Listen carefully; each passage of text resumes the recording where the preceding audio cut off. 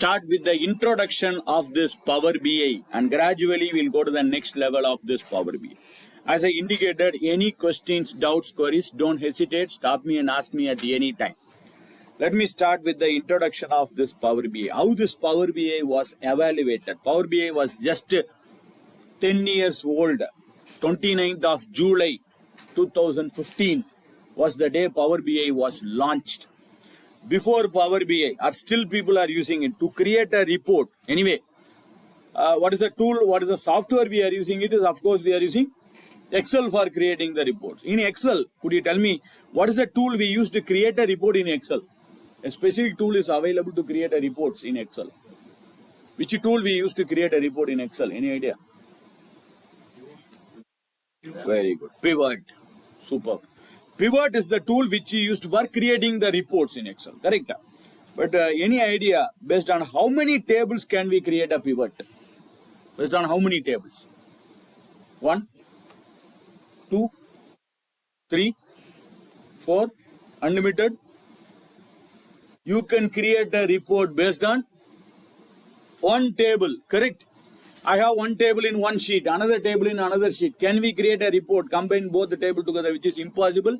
What we have to do is we have to write a VLOOKUP, get the column here, then we will create a report. That's what we do it very long time, still 2010 of Microsoft Excel. After 2010, what Microsoft has did is they have added one add-ins called as Power Pivot. When you come for a second level of Excel here, we have 2 levels of Excel training here in Daimler. One is the basic Excel, where basics of Excel, conditional formatting, formulas, functions, other things will be covered.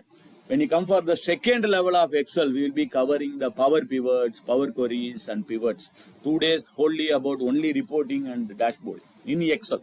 So when you come for this, then I will give you what is the usage of this Power Pivot. Power Pivot, combination of multiple sheets, we can create a report. Third, Excel is not a database. I don't know whether you know it. In Excel, we have around 10 lakh rows and 16,000 columns. Exactly 10 lakh 48,576 rows, 16,384 columns in one Excel sheet. Excel cannot handle a bigger data. In olden days, if I said 10 lakh, 10 years before, if I said 10 lakh, I would have said 10 lakh is sufficient for me. It's fair enough. But nowadays, we cannot say 10 lakh is enough because the data are accumulating. We can have the entire global data in one area. Correct? Entire global data, we can have it in one area. So 10 lakh may not be sufficient. So you have to transform the data. We have to clean up the data. And someone has told, we have multiple sheets, multiple files. I want to make it as a single sheet, single files. And every time I cannot do this, people will use a macro for it, which is not required.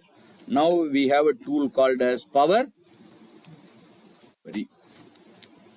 In 2010 and 13, this was the add-ins in Microsoft Excel. But after 2016, they made it as a inbuilt in Power Word, Excel and PowerPoint. Word, Excel, it's available. Straight away it's available, Power Query. Then we had a tool called as Power View. We had a tool. We had it. Now we don't have it. It was removed after 2016. From 19, they have removed it. They have added something called as slicers. So they have removed this Power View in 2006 from 2016. Combination of all these 4 tools, we have Power BI. What is BI? BI stands for Business Intelligence.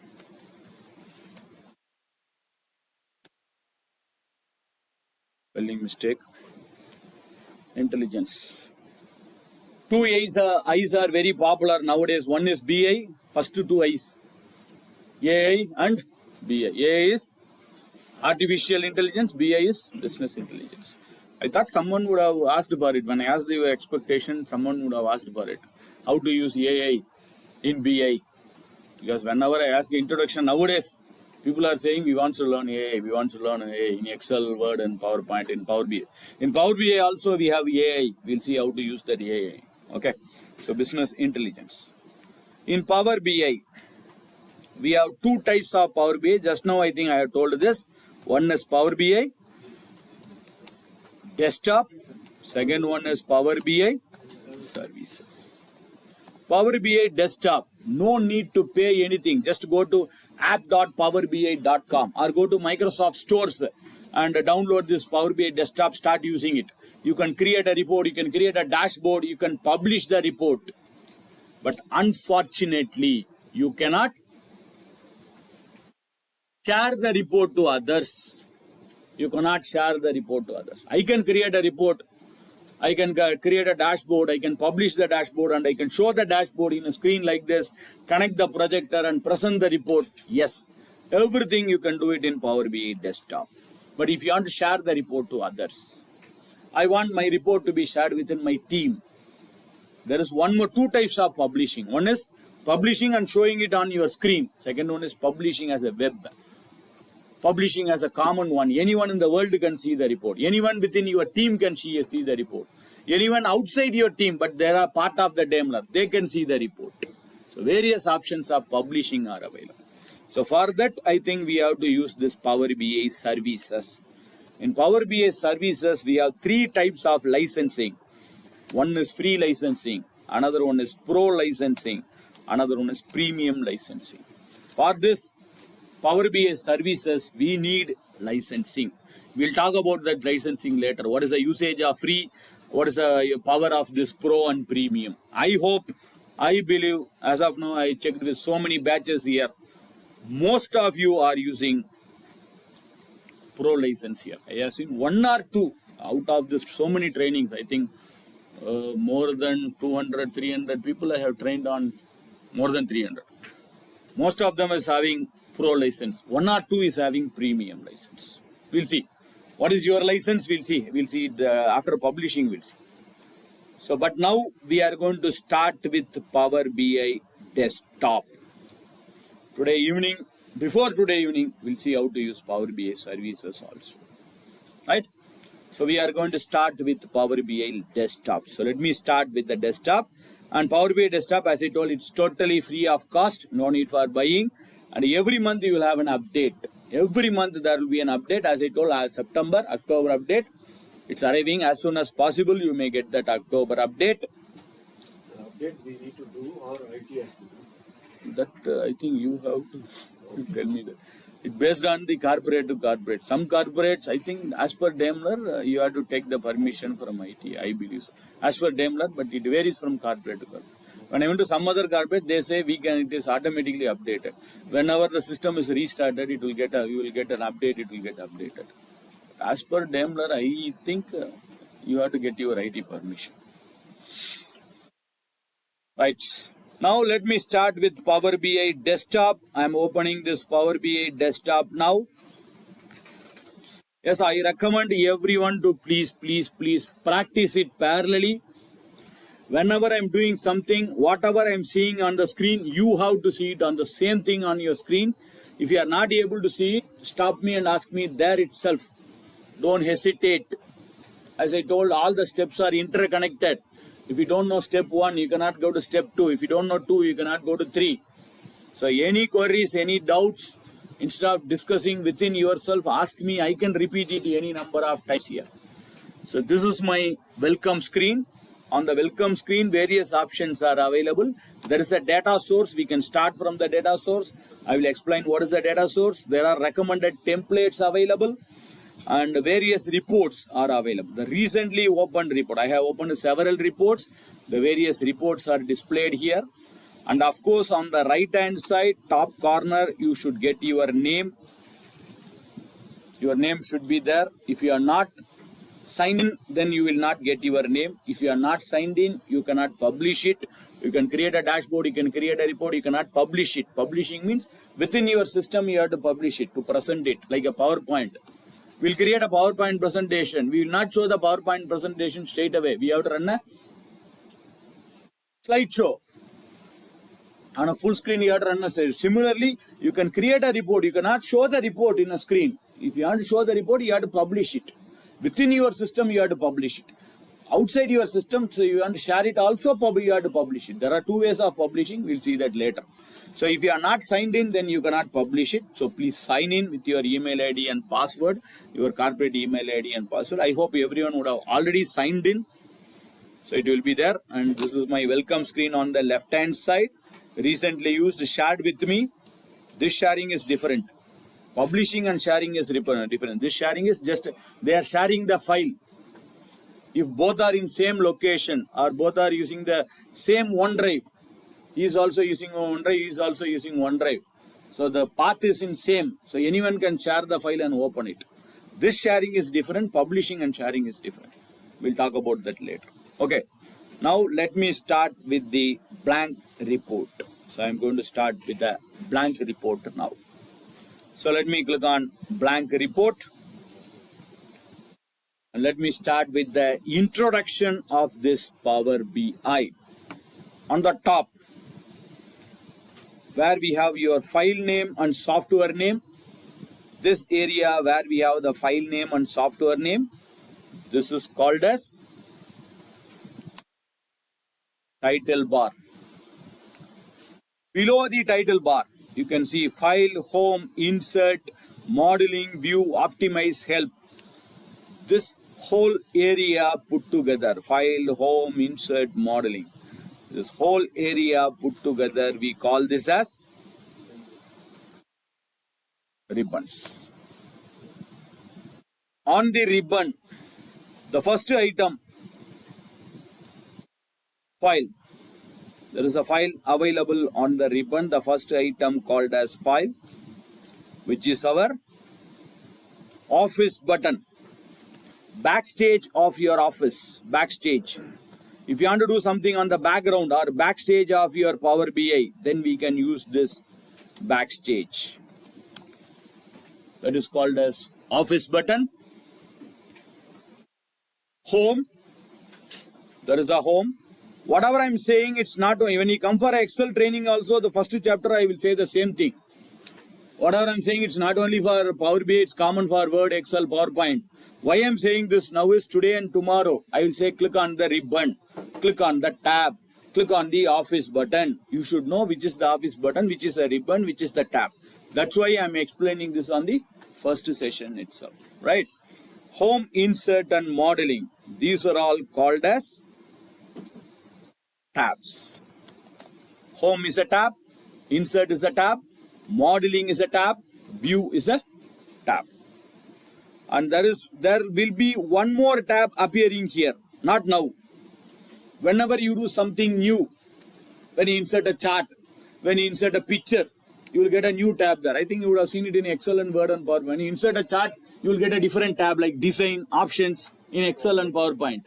When you insert a picture, you will get a different tab. When you insert a chart, when you insert a table, you will get a different tabs.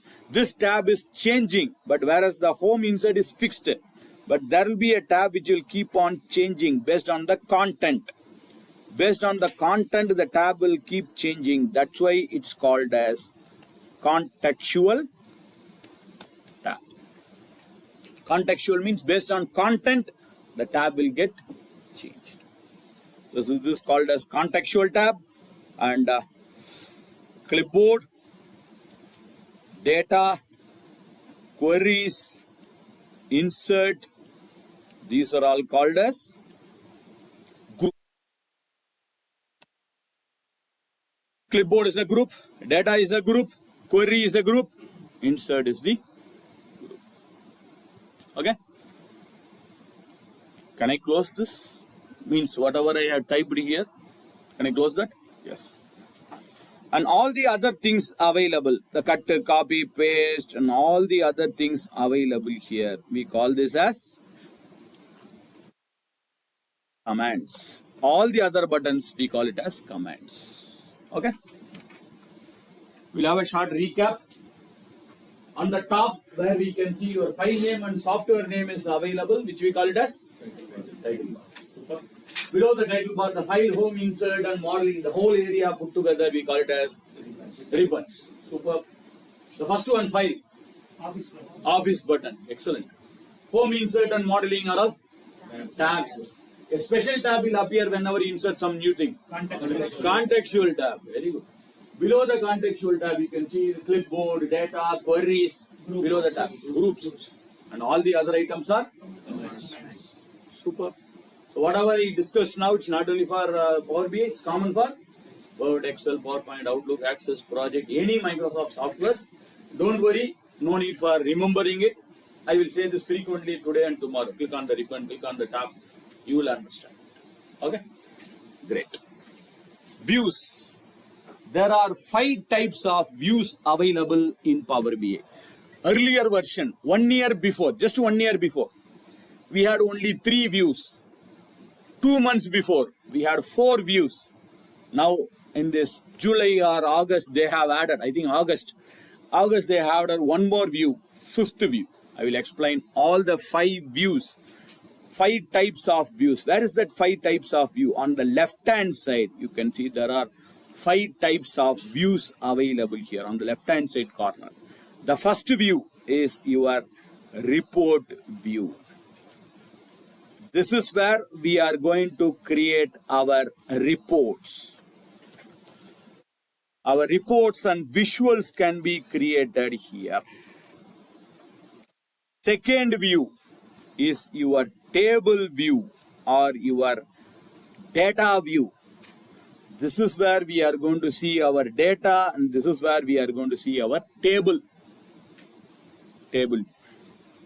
Third, this view is our model view,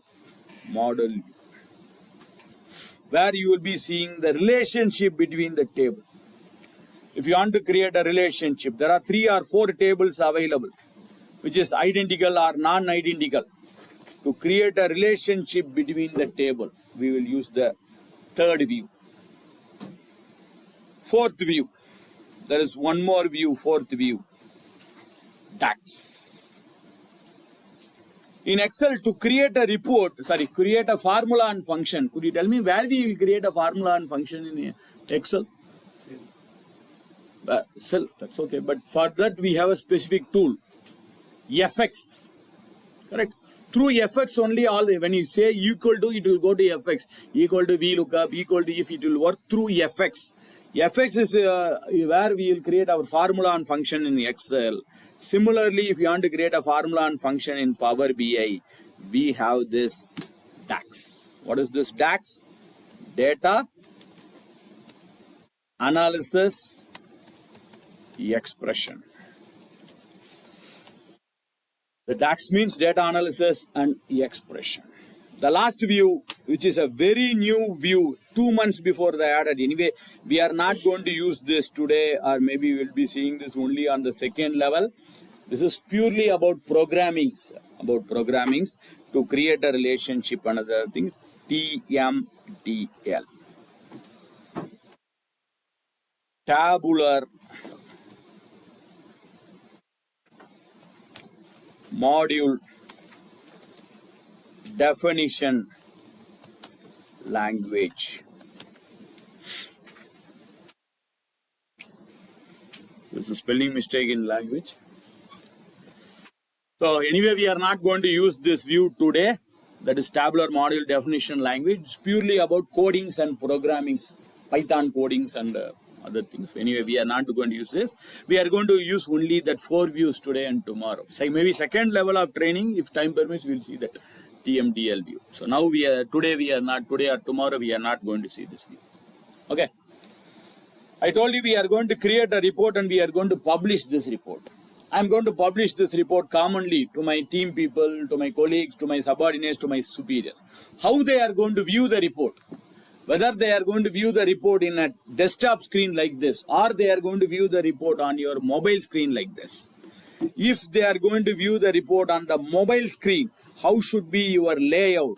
If they are going to see your report on a desktop screen, how do you be your layout? There are 2 types of layouts: desktop layout and mobile layout.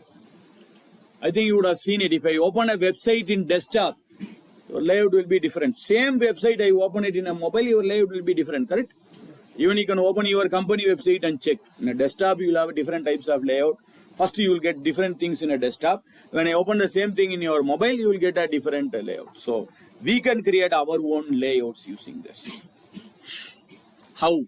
When you publish the report, how they are going to see the report, mobile or a desktop. Excel is a workbook which will have list of sheets. PowerPoint is a presentation which will have list of slides. Power BI is a reporting tool which will have list of pages. Page 1, page 2, page 3. We'll have list of pages here. So as of now, by default, we'll have page 1. You can add a page 2, page 3. You can link a page. You can update the page. We'll see that.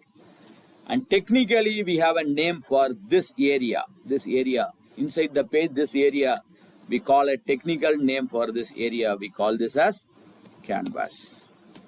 Name of this area, we call it as canvas. In canvas, there are some dotted lines. Left hand side, there is a dot lines. Right hand side, there is a dot line. And bottom also, you can see a dot line. Maybe on the top also, you will be seeing a dot line. Now the dot lines are hidden. We'll see how to activate it, how to see the dot lines. Could you tell me what is this dot lines? We would have seen this in Word, Excel and PowerPoint also. When you take a printout. Margins. Super. These are all margins. Very good. Margins. Within the margin only you can create a report. Outside the margin you cannot create a report. And 3 tabs are available on the right hand side. 3 tabs. These are all views. On the bottom there is layouts. And 3 tabs are on the left hand side, right hand side. What are all the 3 tabs? First tab, filter. Under filter, there are 3 types of filtering. For example, assume we are creating a visual. I have created a chart, just a chart. Customer wise, what is the sum of sales? I have created a chart. But I may have hundreds of customers. I don't want to see 100 customers. I want to see only the top 10 customers. You want to filter a particular visual. If you want to filter a particular visual, there is an option for filtering a visual. Second, if you want to filter a particular page, I have created a report. I want to filter a particular product. If you click on a particular product, only that product should be shown on the entire page. I would have created 6 reports. All the 6 reports, I want to see only that particular product-wise report, or particular customer-wise report, particular branch-wise report. If you filter the entire, all the visuals should have filtered. That is filtering on the page. Third one, filter all pages. All the pages. Suppose I click on a particular year, 2025. All the pages, I should see only the 2025 report. All the pages. 20 pages means 20 pages. I want to see only this year report. So you can filter all the 20 pages. So 3 types of filtering. This thing is not possible in Excel, correct? You can filter a table. One filter, all the 10 tables, all the 10 pages cannot be filtered, which is impossible. But whereas we can do it in Power BI. So 3 types of filter. Don't worry, we are going to explore everything one by one. Right. So this is about filtering. Then another 3 types of views. Visualization. The first one, under the visualization, you can see the first one.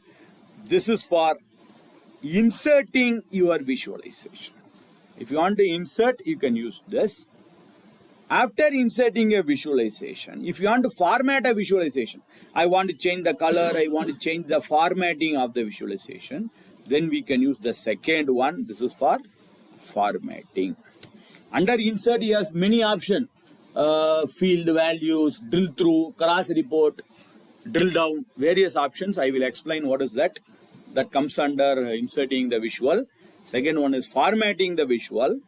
Third one, you will have one more here.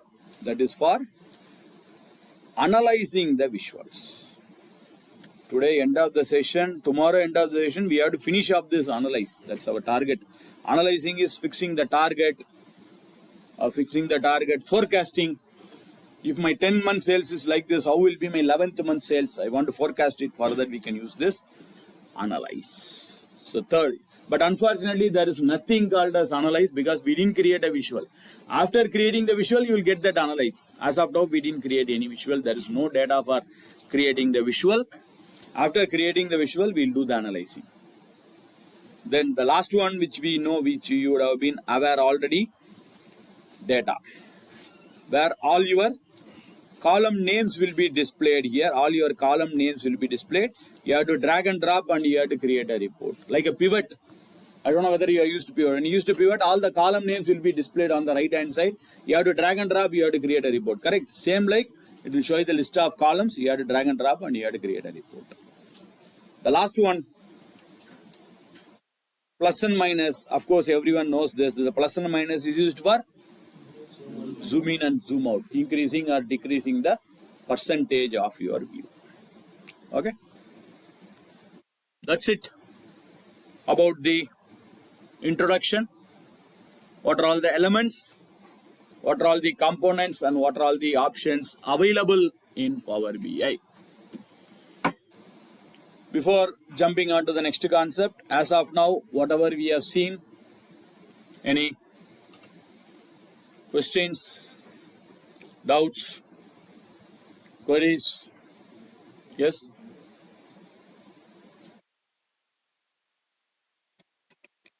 Clear? No doubts?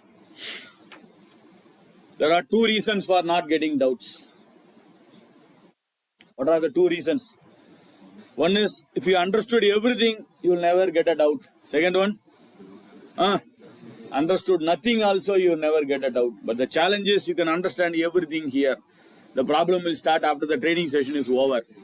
After 4 or 4:30, if you open a system, everything becomes blank. No other go, you have to practice, practice, practice, and practice. After the training session, this 2 days, tomorrow evening, will you become an expert? Not at all. These 2 days, I will tell you, these are all the possible options available in Power BI. That's it. I will draw a line and I will show you. These are all the options. You can use it in Power BI. After the training session, you have to use it. You have to practice it. Then only you can become an expert. Right? Shall we move on? Yes. Now, what are we going to do is, let me minimize this Power BI. Today morning, you would have received a zip file. I hope you already unzipped it, extracted it, and keep it ready. So, kept it ready. There is a file available. There is a folder, orders, there is Excel file, there is text file, there are some CSV files. Let me start with the first file, 01, transaction data. There is a file called as 01 transaction data. Just to open that file, just open the file. It's an Excel file. It's an Excel file.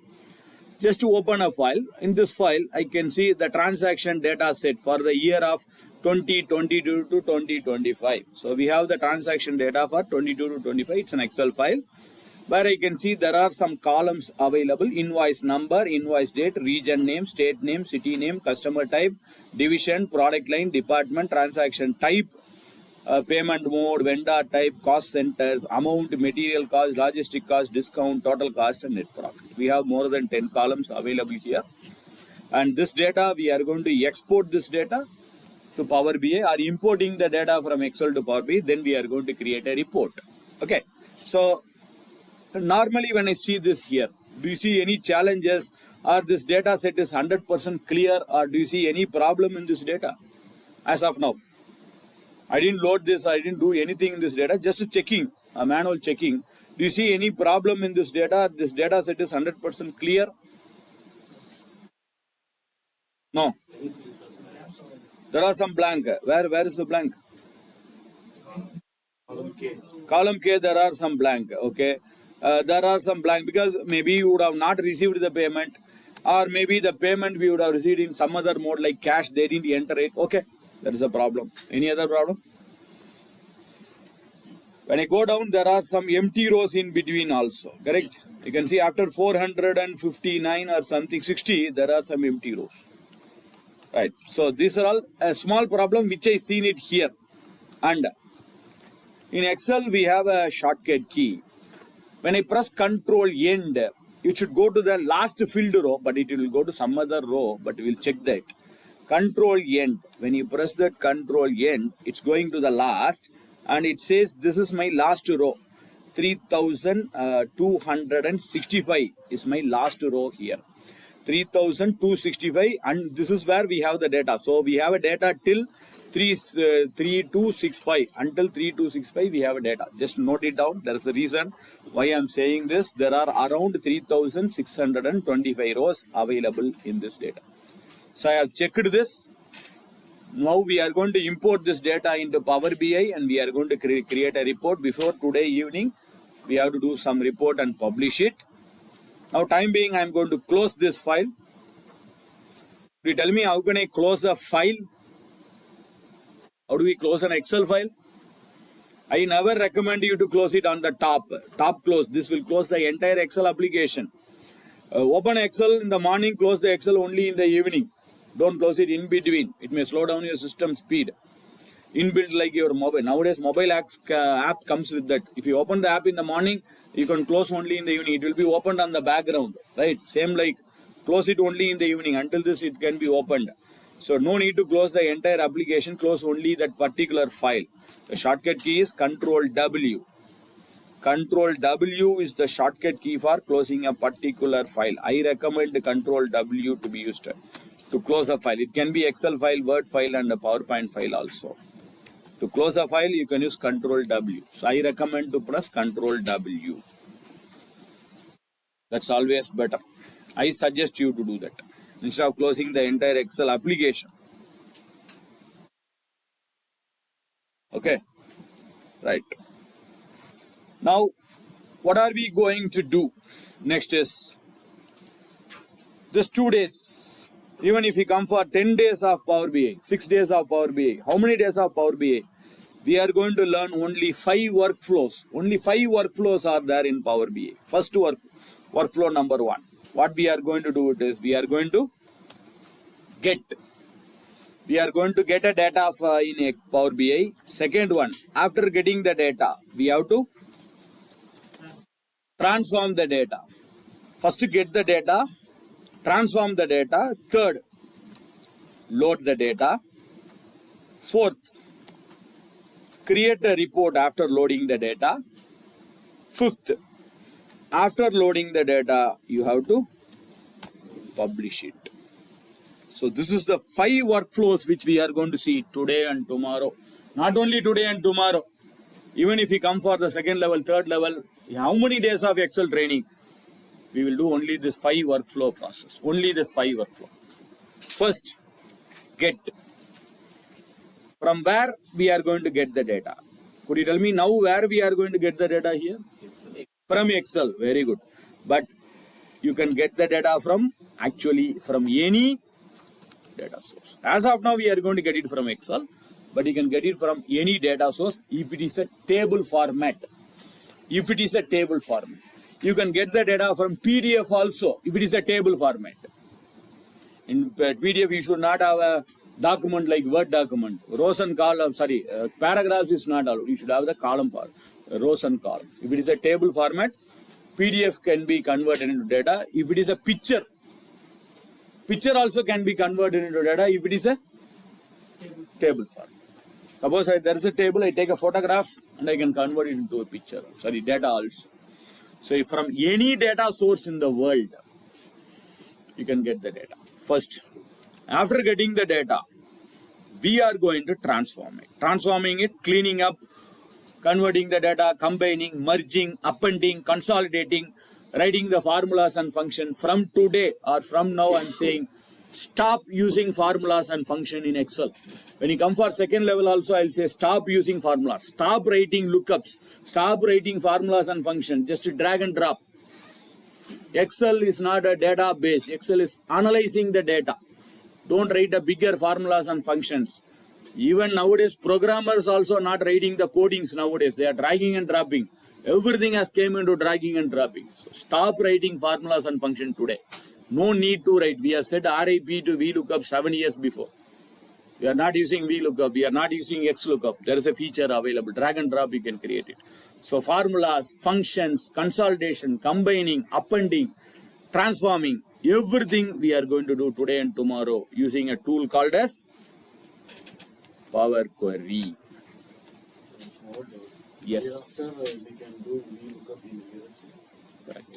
No need to VLOOKUP. Similar, maybe the improved version of VLOOKUP. I think VLOOKUP has retired. XLOOKUP. XLOOKUP also has retired. Now we can use merge query. I will tell you how to do that. Merge query and relationship. When you come for second level of Excel, I will say that stop using XLOOKUP, stop do the power pivots and power queries. Future, what we have to do it is populate the data, that's all.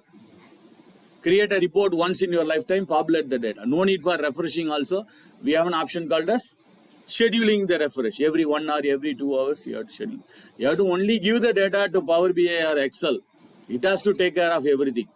It has to take care. Create a report, publishing it, everything Excel or Power BI should take care. So get the data, transform the data. So we are going to transform it using a tool called as Power Query. After transforming it, we are going to load the data.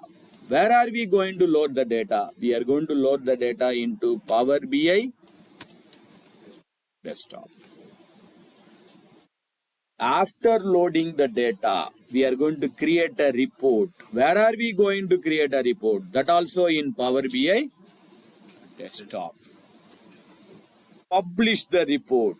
Where do we go to publish is? After publishing, it will go to Power BI services.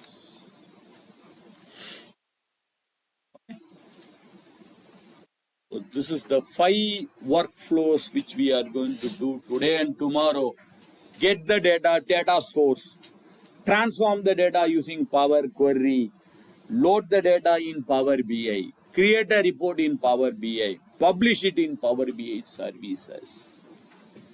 Could you tell me out of these 5 workflows, we are going to spend more time on this? Whether we are going to spend a time on getting, transforming, loading, reporting or publishing? Transform. Excellent. So 40% we are going to spend time on transforming. Maybe 30% we will be spending the time on reporting. Another 20% maybe on publishing. Maybe other getting and loading is very simple. Maybe you can say 5 to 5% on it. So as you are rightly indicated, transforming is more vital here. As I told, Power BI is just 10 years old. Just as I told, 2 months only we have celebrated the 10th year of Power BI. Before Power BI, I think 18, 19 years before, we had a tool called as Tableau. I don't know how many are aware of the Tableau tool. That is for creating the dashboard, which is from Oracle Corporation.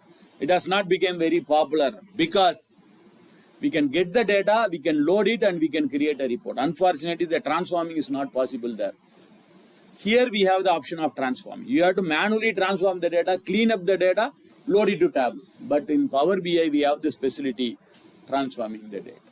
But in Power BI also, we have one more facility, that is straight away you can get the data and load it. But I don't recommend to do this. Always follow the hierarchy. Get, transform, load. Always follow that hierarchy. Even though when you see the data, if the data seems to be clear, please load it into Power Query and check. Because in Power Query, we have a specific tool for checking your column quality. There is a tool specifically available to check your column quality. So my recommendation is always go with the get, transform and load. Follow that hierarchy. Even though sometimes you can skip it, but I don't recommend it, always follow it. Right? So now what are we going to do is the first process, we are going to get the data. So let us get the data now. As I told before today evening, at least we have to publish one report. We have to finish off all the 5 workflow by today evening with all your cooperation. Okay, right. So let us get the data. There are 3 methods, basic method to get the data. Normally for every method, not only in Power BI, everything in the world, they will give you 2 or 3 options, correct? To save a file, we can press Ctrl yes, you can go to file and save. There will be a save button on the top. Similarly, for everything, they would have given 2 or 3 options. So let us see what are all the 2 or 3 options. Before exploring it, I just to close this or collapse this filter because I need some space here to create some reports because I am not going to use the filter now. So time being, I am collapsing the filter. so that I get more space on my screen. So I collapse that filter, but these two are required. The visualization is required for creating the reports. Data is required for inserting the data. So these two are required. So I'm not collapsing it. Filter time being, I'm collapsing it because I'm not going to use the filter now. So to get the report, to get the data, three methods. Method number one, go to File. There is an Office button called as File. Under File, Home, Open, Save as, Share. There is an option called as Get Data. Click on Get Data.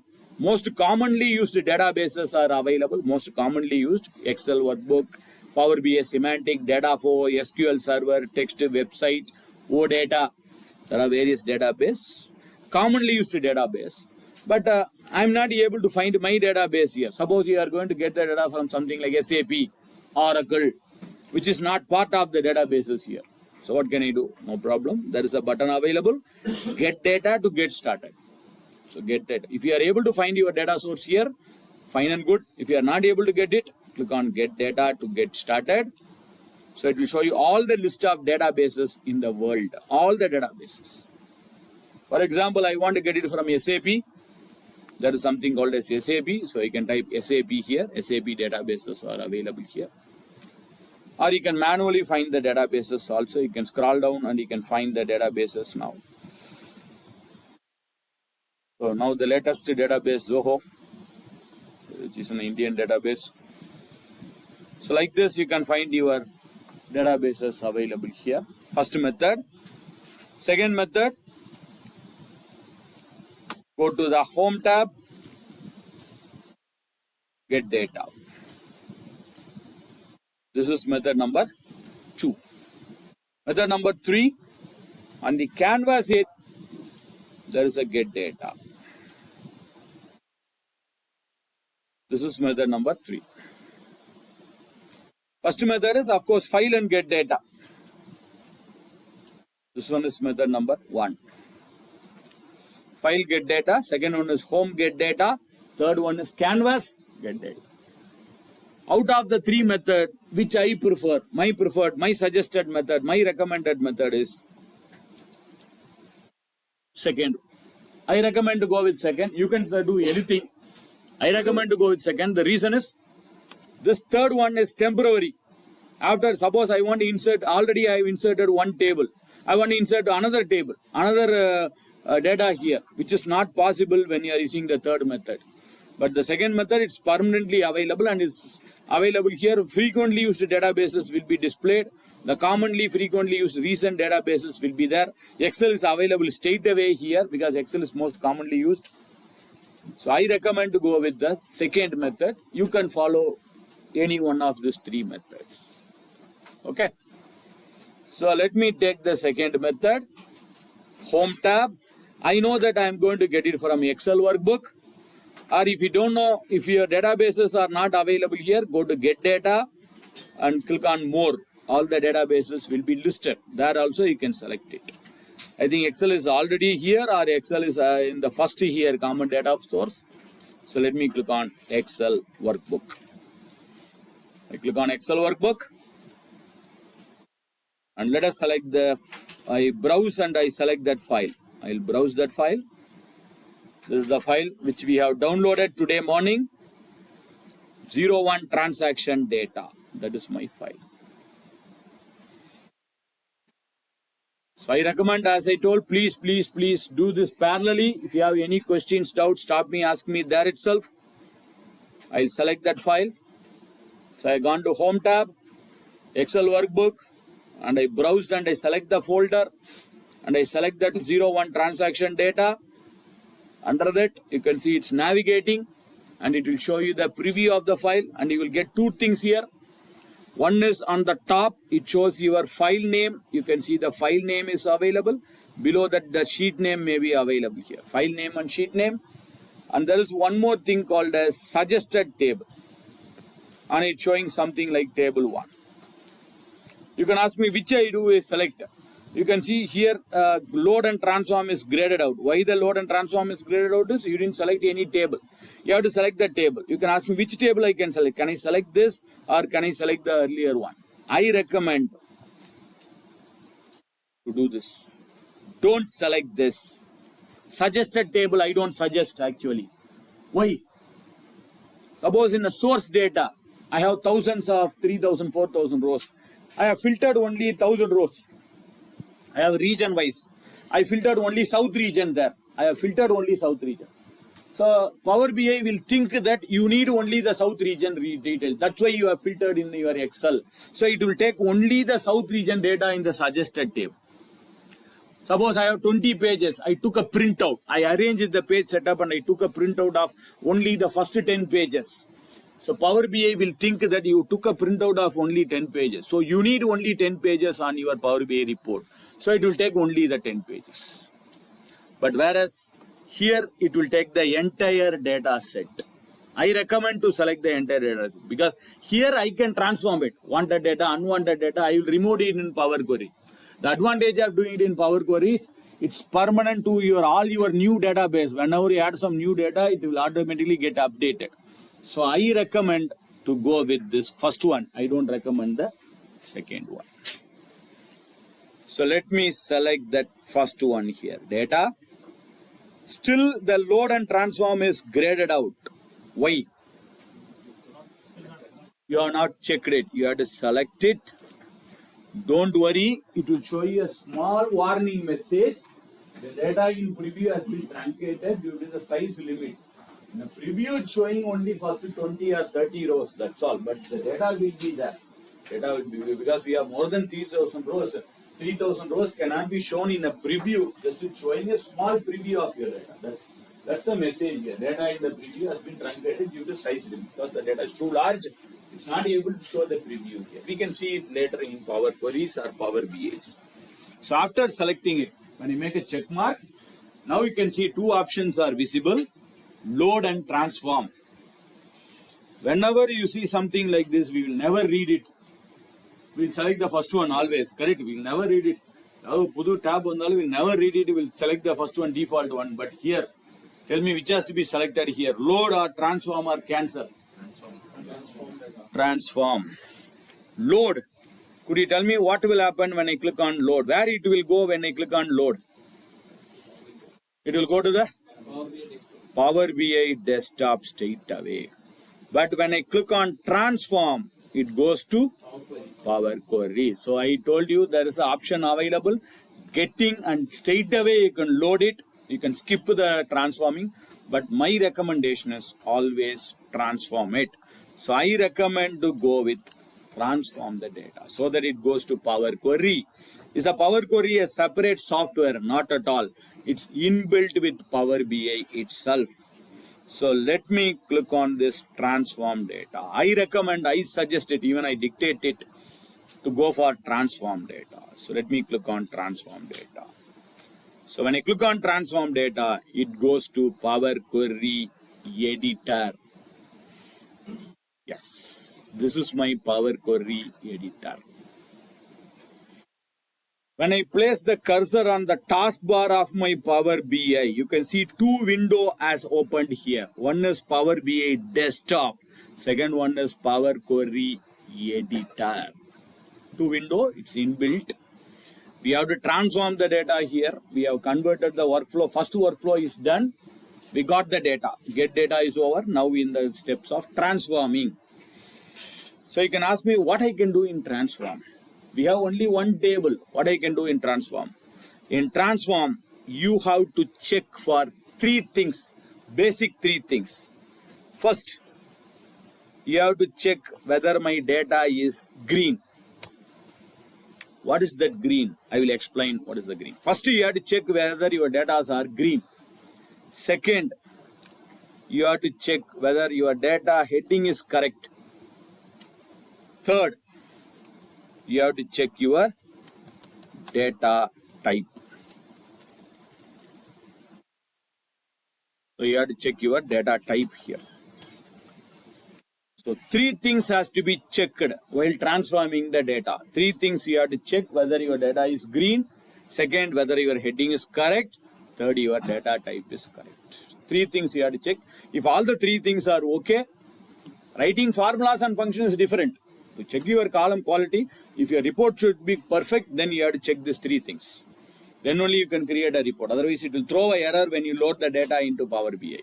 It will throw the error if there is a problem in this tree. It will throw the error, it will throw the warning, you will not get a report properly if you are not checked these three things. First one is green. How can I check whether my data is green or not? Top of your data heading, you can see on the left hand side here, your query names is displayed. In Excel, we call it as a sheet name, but when it comes to Power Query, it's your query name. Here, commonly we call it as query. It's query, and in between you can see the columns and rows are there. Right hand side, there is something called as query settings. Yes, I will explain this query setting. Query settings is very, very, very useful, very powerful. We'll see what is the purpose of that query settings in another few minutes. But this, what is this green? First, how do we check whether my data is green? Below the column headings, below the every column headings, you can see a bar is appearing. A small bar is appearing, correct? You can see this bar. If this bar is 100% green, this what you have to check. If this is 100% green, then your data is perfectly clear. So you will get three colors here. You will get three colors here. One is, of course, you will get a green. Green means your data is perfect. No problem in your data. Second one is you will get gray. Gray means there is some problem in the data, but the problem can be solved. Can be solved here in Power Query itself. You will get one more, red. There is some problem in this data which cannot be solved in Power Query, which can be solved only in your data source. If there is some problem in the data, either you can remove the data or you can replace it. Cannot be solved. You cannot solve the data in Power Query. Either the source data has to be solved, or you can remove that error or you replace the error. That can be done here. So three types of error: green, gray, and red. Okay. So as of now, I'm getting two colors here. One is green, another one is gray. I want to know why there is green or why there is a gray. You can see on this column heading, there is a small region where I can see there is a gray. Why there is a gray? I think we have already seen that there are some empty rows. That's a reason. But anyway, I have to check that. Place the cursor over that green or a gray here. Just you have to exactly place the cursor over there. When you place the cursor over, it says why there is green. The reason for green is 977 data are valid. No problem. 997 data, 98% of your data is clean. Zero error. No problem. 23 empty. That's a gray here. That's the reason we are getting the gray. The third one is gray. First one is green. Error means red. Third one is gray. This third one stands for gray. So why we are getting gray is because there are 23 rows empty. But when I say this 997 plus 23 put together, how many rows? 1000. But in my source data, we had more than 3000 rows. But here it is checking only with 1000. Why? Normally, Power Query, if the data source is too large, we have lakhs and millions and billions of rows and columns. It will by default check only with the first 1000 rows. Suppose you are manufacturing lakhs and crores of products. I want to check only with the first 2 or 3 products. If first 2 or 3 products is okay, all my products should be okay. So based on that concept, it's working here. It will check with the first 1000 row. If first 1000 row is okay, your entire data should be okay. But I want to check with the entire data set. I want to check with all the 1000 product means I want to check all the lakh of 10,000, 20,000 lakhs of product. I want to check everything. Then you have to check the entire data set. Of course, if you are checking the entire data set, it will be slower, right? You're manufacturing product, I'm checking only with the 10 product means we can finish it up within 10 minutes. Suppose I want to check with each and every product. Of course, it will take some time. Here also it will take some time. Anyway, this database, we have only 3000 rows. So it will not take much time. Suppose you have 3 lakh and 4 lakh, 3 million, billion, trillions of rows. It may take some time to check it. So how can I check for the entire data set? It's checking only with 997 plus 23,000. I want to check with the entire data set. So what do? Scroll down to the bottom. There is a small message available here at the bottom on your status bar. Column proofing is based on top 1000 rows. Column proofing is based on top 1000 rows. Click here. I don't want to base it on 1000 rows. I want to check it based on the entire data set. Click here. Yes. Now when I place the cursor, 3201 plus 63. So it checks with the entire data set. 3264 rows. So it checks with the entire data set. So you have the right, you are the right person to decide whether you want to check with the entire data set or you want to check with only the 1000 rows. You have to decide. Right? So we'll transform this. We will convert this data into a proper data. There are some empty rows. There are some problem in the data. We'll solve it. Then we'll load it. Then we'll create a report. I thought of completing the Power Query before the break. Multiple trainings happening here. So we have to follow the break timings. I think scheduled break is 10:15. We have gone beyond it 3 or 4 minutes. Okay. So don't do anything here. This Power Query, please minimize it. Even don't save it. Please have it. Minimize it. We'll take a break now, tea break. I'll never say the break timings. I'll put it onto my clock. 15 minutes is your break timings. And I am pausing that video also. Someone please remind me, we have to start the recording after the break is over. I'm pausing. So last session, I think we are in the second process now, second workflow. First is we have to get the data. We already got the data. Now we are going to transform the data. While transforming, I told you have to check for 3 things in transformation. Could you tell me what are the 3 things we have to check? One is green. Second one you have to check for heading. Third one is you have to check for data type. First we are checking the green. How do we check this green is when you place the cursor over this bar, it shows why there is a green, why there is a gray. But by default, it always checks with the first 1000 rows, which I don't prefer. For example, sometimes I may get a error in 3000 rows also. I may get a error in 4000 rows. So it's better. Sometimes I want to check with the entire data set. So you can click here and you can check with the entire data set. Okay. Right. But I feel every time to go here and place the cursor here, it's a little bit challenging because I have to exactly place the cursor on the green, which I feel it's a little bit tougher for me. And I feel every column I have to go here and place the cursor and check my column quality. Is there any easiest and simplest way to check the column quality? Yes. We have one more method to check our column quality. So go to the tab called as View. There is a tab of View. Under the tab of View, there is a checkbox available here called as Column Quality. Column Quality. Just go to the View tab. Under View tab, enable that. Enable means just check that column quality, which is a default. If I check this, it will be default after this. After this, whenever you open any file, this column quality will be by default. So let me select this column quality. Yes. On bottom of every column, you are getting that green, gray, and red. How many are green, how many are gray, how many are reds. But it unfortunately shows in a percentage format. But if you want it in a number format again, how many values are green, gray, and red, I want to check it. Means no need to place the cursor exactly on that green, gray. You can place the cursor anywhere else here also. Anywhere else here. On the bar, anywhere else here, you can check with the entire data set. So how many data are valid, how many errors, how many empty. Second method to check your column quality. Okay. And furthermore, I want to know some other things. Either you can go for column distribution. It shows how many empties are there, how many repeated values, how many unique values. But instead, you can go with the column profile also. But column profile, you have to select a particular column. For example, I am selecting the state. I am selecting the column where I have the state. Select the column and go to the column profile. Go to the View tab and I select the column profile. On the bottom of your columns, you can see it shows the entire column profile. How many values are, total values are there, how many empties are there, how many distinct, how many uniques.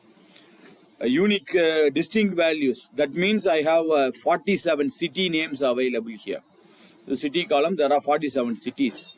63 rows are empty. Unique is the one, the column heading. Column heading is displayed only once. You didn't have the column heading multiple times. So I will tell you. Column distribution, it will show you how many uniques and how many values are, how many distinct and how many uniques. Only that will be displayed, but this displays everything. For example, I will uncheck that column profile and I select only the column distribution. You can see it shows only how many distincts and how many uniques are there. How many distinct values, how many unique values. But this gives more information. Other than the distinct and unique, it will give you more than other information. So I prefer to go with column profile. But this column distribution shows for all the text columns, not for the numerical values. It shows only for the text columns. How many distincts are there, how many uniques are there. What do you mean by distinct is in state region, I have 7 regions, south, north, east, west. We have 7 regions. One unique. What is that one unique? Is the heading. Heading is the one which is unique, which is not repeated multiple times. Same like here. 17 distinct. 17 states are there. One uniques are there. Similarly for city, 47 cities are there. One unique heading. So this column distribution will show you how many uniques and how many distinct. But whereas this column profile, it gives you furthermore other details. So when you select the column profile, it shows furthermore other details here. How many counts are there? How many errors? How many empty? How many distinct? How many unique? How many empty strings? Minimum maximum. What is that minimum maximum? Minimum maximum is based on the values. Not at all. Actually, maximum value we have only in Bangalore. But here you can see the maximum value says Varanasi. Minimum value is Ahmedabad. This minimum value maximal doesn't mean the number of data. It's alphabetically. Alphabetically which comes first. Ahmedabad comes first. A. Alphabetically which comes last is B. Varanasi is coming last. It's this minimum and maximum is based on not based on the number of data. It's purely based on alphabetical order. Actually, number of data where we have more is, I think in Bangalore only we have more data. In second is Gwalior, third is Mysore, fourth is Ahmedabad. But here it shows Ahmedabad as first based on the alphabetical order. So just to check your column, sir. How is your column quality? How is your column distribution and profile? Just to check. So I checked it. Now I uncheck this. I don't want it now because I want to see more data. So time being I am unchecking it. But I recommend it's better to have the column quality checked always. Column quality is better to have it. So I recommend to have the column quality. So let us clean up this data. Before cleaning up, you should understand this one. Query settings. On the right hand side, there is a query settings. It should be there. Or knowingly, unknowingly, if you have closed it. That's our regular habit. Whenever a new menu opens, we will close it immediately. We will never read it. It is troubling us. We will close it immediately in Excel, Word or PowerPoint. From today, don't do it. If a menu is open, there is some useful and there is some advantage. Please explore it. If you have closed it unknowingly or knowingly, no issues. We can get it back. Go to View tab, Query Settings. Same View tab, there is Query Settings here. So go to View and enable this Query Settings. Okay. What is the purpose and what is the usage of Query Settings? By default, already 4 steps was applied. By default, there is 4 steps which is automatically applied by Power Query. After this, after the 4th step, whatever you are going to do here, I am going to remove all the empty rows. I am going to clean up my data. Whatever the things you are going to do after this, it will be noted here step by Power Query. All your steps, whatever you are going to do, that will be noted here step by step. Could you tell me what is the purpose of noting it down? Why it's noting all your steps? What is the advantage and what is the purpose? So that means you can undo the steps. Very good, super. If there is some problem, there is some error, you can undo the steps, and one more is you can edit your steps also. Very good. What he said is correct. You can edit your step. But this is not only in Power Query. It's available in Word, Excel and PowerPoint also. Correct? When I open Excel, suppose I am doing some activity in Excel. I do some activity. I do some typing. I am doing some activity here. Whatever you are doing now, Excel is noting it down. Correct? That's why you are able to undo it. Where it's noting it down, you are not able to see it physically here. In Power Query, you are able to see it, but in Excel, it's available. Where it's available is when you go to the Save, Undo, and Redo on the top quad, you can see next to this Redo, there is an Undo, there is an arrow mark. If you click on the arrow mark, whatever the steps you did, it's noting it down here. Correct? That's why you are able to undo it. Control Z, Control Z, Control Z. So whatever the steps you are doing, it's noting it down here. Okay, but any idea how long we can use this undo in Excel? How long undo is possible? Until save Until save. close. First one is save. After saving also you can undo it. But what you said second is correct. Until you close the file. Superb. Until you close the file, you can undo it. After closing the file, you cannot undo or you can edit the activity. This is a small limitation in Excel. But whereas in Power Query, we can do all the steps, undo or edit your steps anytime, lifelong. All your steps will be lifelong stored here. I'm doing something today. 5 years later, I want to do some modification. I want to do some changes. Yes, you can do it after a long time. Until you delete the file, it will be there permanently. This is the second advantage of applied steps. First is you can undo or you can edit your activity. Second is your applied steps is permanently stored. Any other advantages? Any other advantages of using this applied step? First, what you said is correct, undoing, redoing. And I told you that permanently it can be stored. What is the other advantage? Rearrange possible. Yes, you can rearrange it if the hierarchy is not mismatching. Suppose first step and second step is interconnected, then you cannot rearrange it. After inserting a column, I'm changing the column heading. If I rearrange column heading first, then insert a column, then there is a problem. First insert the column and then change the heading. You can arrange it if the hierarchy is available. If it is in the same hierarchy, without disturbing your hierarchy, you can rearrange your columns. Very good. What is the other advantage? Any other advantage for noting all your steps here? Any idea? What are all the other advantages? Of course, one is you can see your history. What are all the things you have did? You can have your history. Anytime you can come here and you can check your history. Very important advantage is whatever the steps you are going to do now, it will be automatically applied to your, not only for your existing data, it will be applied to your new data also. For example, I have the data set only till 2025. Now till something, June, July or August of 2025. I am adding the October month and November month and December month also.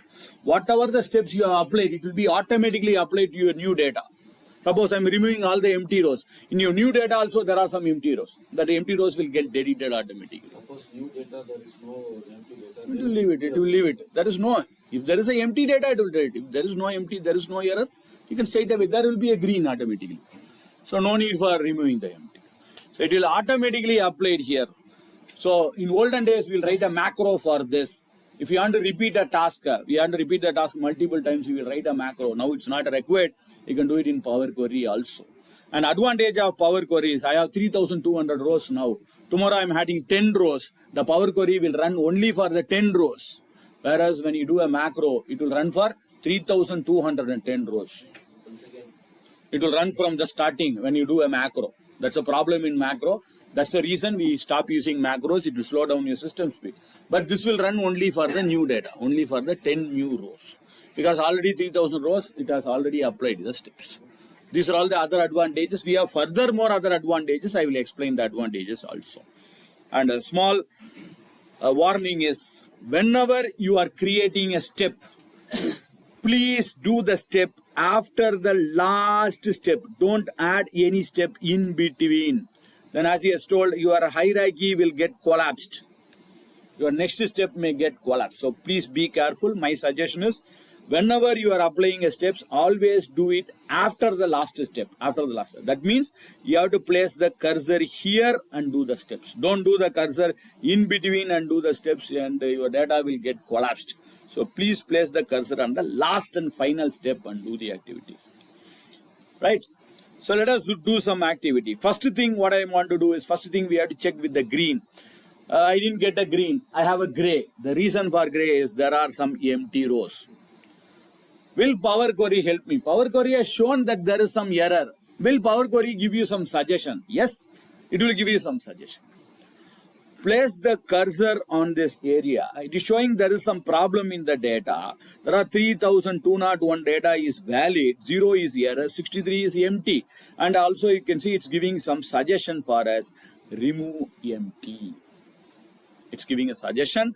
If you want to accept the suggestion, you can just make a click. And I am giving another warning here. Don't always follow the suggestion. Sometimes it may give you wrong suggestion also. It's an artificial. Even AI also it's an artificial.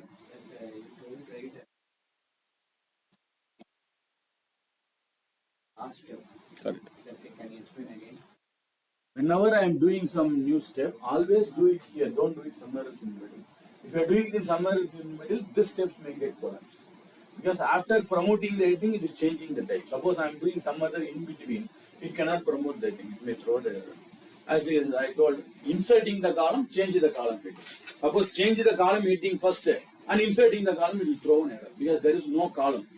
Column irundadana name maathum. First insert the column and change the column name. And the column will be marichina, then we enter collapse. So do it always at the last step. Hierarchy will be followed. Step by step. Don't put the third step at the first position, then it may get collapse. That's it. So I place the cursor here. One is it's giving a suggestion. Empty, remove empty. As I indicated, always don't accept the suggestion as given by Power Query. It may not give you the right suggestion every time. Like AI is artificial. You cannot just like that accept it. You have to review it and accept it. But I don't accept this remove empty. Will it give you some other suggestion? Yes. There is a 3 dot here. Go to 3 dot. Here also it's giving some suggestion. Keep duplicates, keep error, remove duplicates, remove empty, remove errors. But still I'm not going to accept any one of this suggestion. What we are going to do is go to the home tab. Go to the home tab. Under home tab, there is an option available. Remove rows. Go to the home tab. Under home tab, you can see remove rows. Under remove rows, there is an option remove blank rows. I recommend this. I recommend this. Could you tell me what is the difference between it? When I place the cursor there, when I saw the suggestion, it says remove blank. But here it says remove blank rows. What could be the difference? Remove blank and remove blank rows. If the entire row is blank, it will get removed. Super. What is that to remove blank? It will remove all in blank. Means both are same. Out of 10 columns, 1 column is blank with that also will get Super. So if the entire row is empty, this will get deleted. This is perfect. But that remove blank is in the 10 other columns. If you have some empty cells in some other columns, sir. For example, there is some empty columns in payment mode, or I have seen something in payment mode. I can see there are some empty here. Even if this is empty, this row will get deleted. So that's why I don't recommend that remove empty. I recommend if the data entire row is empty, go for remove.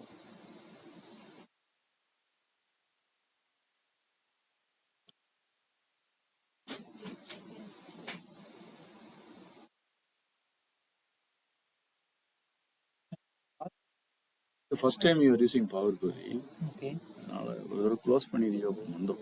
Close பண்ணிட்டேன் வரல Power BI close பண்ணு. Total Power BI close. Total call close பண்ணி You have to close the entire Power BI and restart it.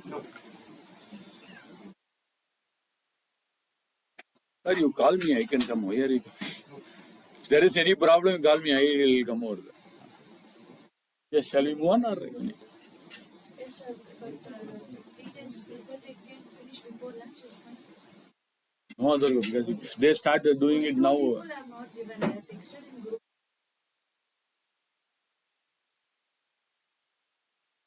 So you have texted who has not given. Yeah, we HR did. 6261. HR 6261. 433.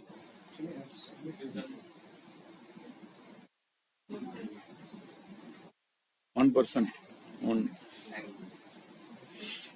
So whenever time permits, do it, sir. Now, without disturbing the. Thank you, sir. Thank you. Sir, now you.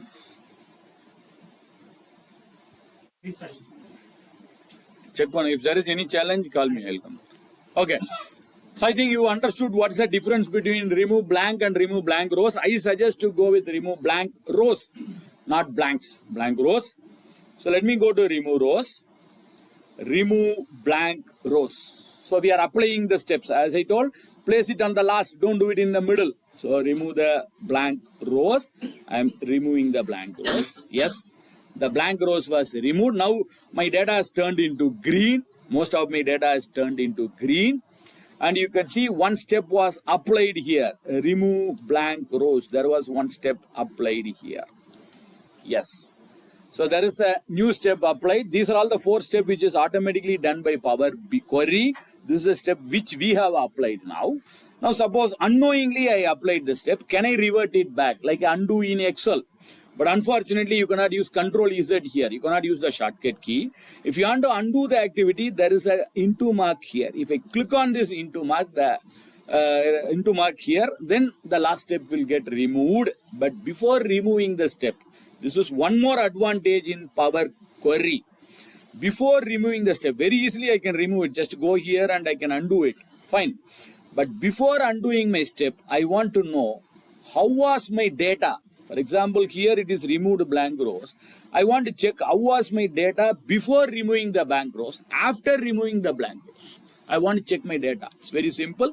This is another advantage. Just go before the steps, this step, and make a click here. This is how my data looks before removing the empty rows. After removing the blank rows, this was my data. So this is another advantage of using Power Query. This is not possible in Excel, right? Undo is undo, that's all. We cannot check how was my data before undoing, how was my data after undoing. That's not possible in Excel.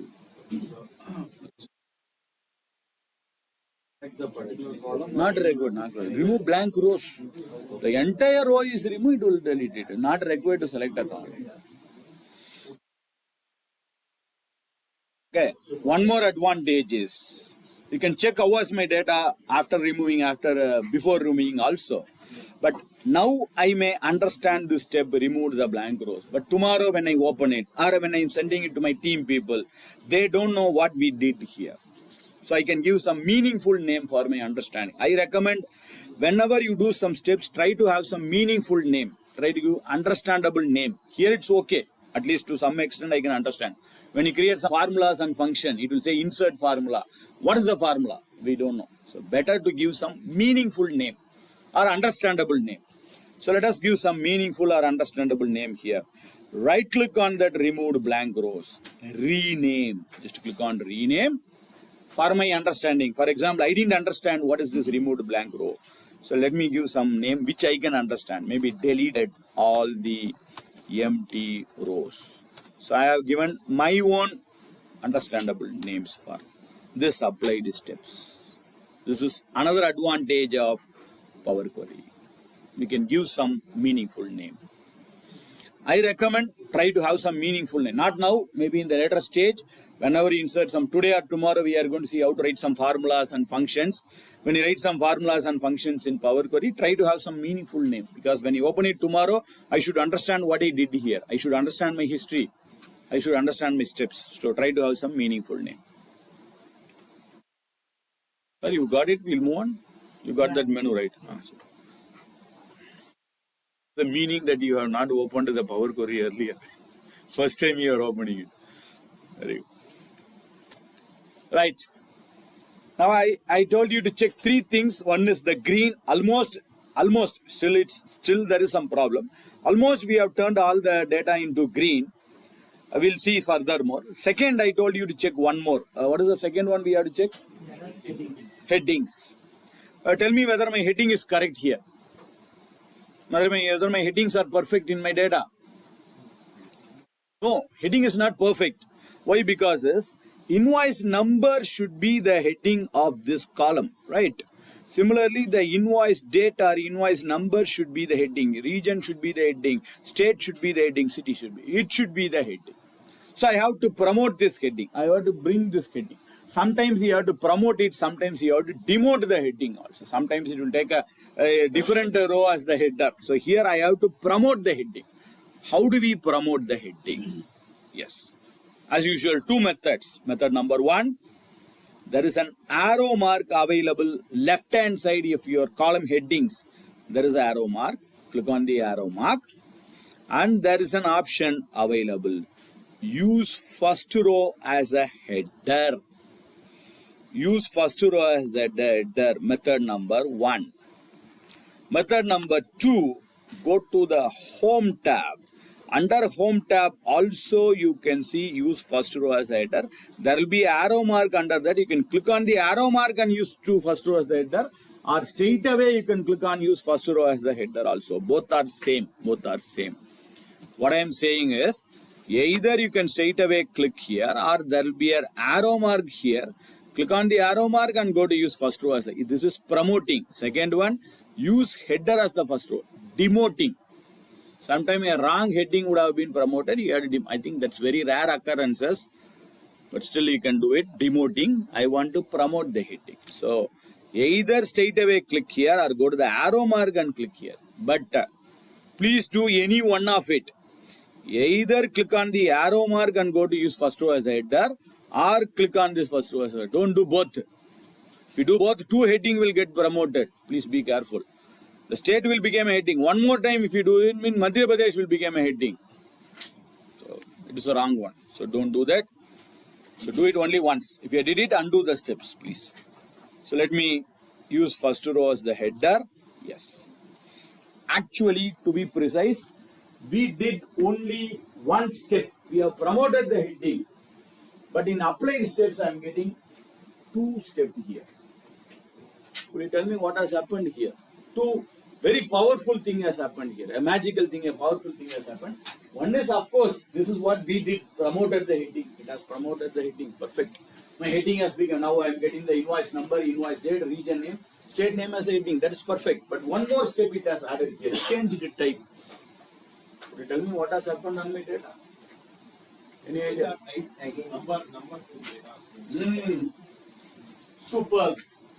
All my data type was converted automatically. Power Query has scanned through my entire document. It can be 1,000 rows, 3,000 rows, million, billion, trillions of rows.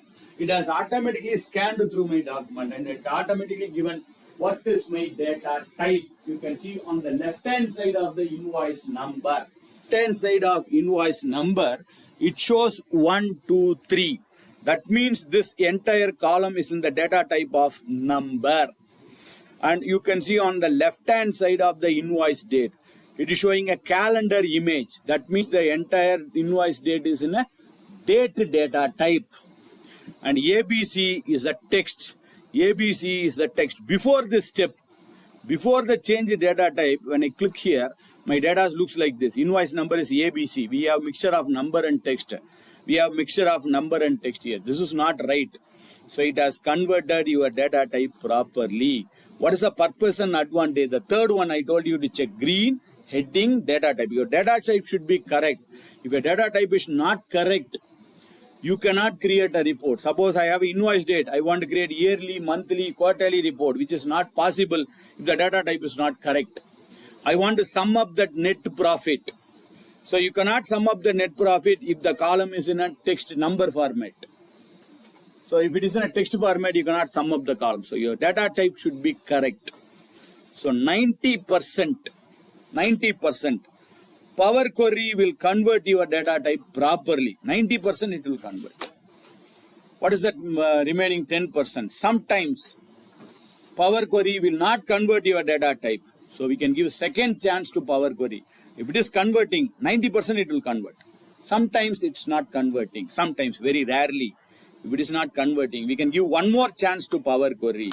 Suppose, assume that this invoice number, my Power Query was not converted into proper number format. So what I will do is, second chance is go to transform. Under transform, there is an option available. Detect data type. Detect it now. If you are not able to detect it properly, give the second chance to detect it. 95%. It will detect it now. 95%. First I told you 90%. Now 95% it will detect it. Remaining 5%. Still Power Query is not able to detect. Anyway, don't worry. These are all the steps which we are going to do it in future. But here it's automatically detected. So 90% it has solved. Here no need for doing it. No need for detecting the data type because Power Query has automatically detected. If it is not detected only, we have to follow the second one. Still Power Query is not detecting. 95% it's not detected. 5% it's not detecting means. Third, we can step in now. Now we can step in. We can change the data type. So I have given 2 chances to Power Query. Still it's not changing. Now we will step in. I want to change this invoice number to some other data type format. So click on the left hand side of this where I can see various data types. You can change it to decimal, fixed number, whole number, percentage, date, time, text. So third one, we can change it. Forcefully, we can change it. So 3 options are available. First, Power Query will change it. Power Query is not changing. We will give the second chance to detect it. Still it's not changing. Third chance, we will do that. But I think here it's not required. It has changed all your data type. Somewhere else I am getting 1.2 or something, right? What is that 1 point where I am getting it? No, there is no 1.2. All are numbers, okay. If you are getting 1.2 or something in somewhere else in between, that means it's a decimals. You may have some decimal values. We have something like 1.2. All are 1, 2, 3, okay. All are numbers. Sometimes if you are getting 1.2 or something, that means it is having some decimal value. Fortunately, we don't have a decimal values. So I believe I have checked everything. My heading is promoted. My data type is perfect. Now you have to tell me, can I load this? No. Why? Why you are saying I should not load it?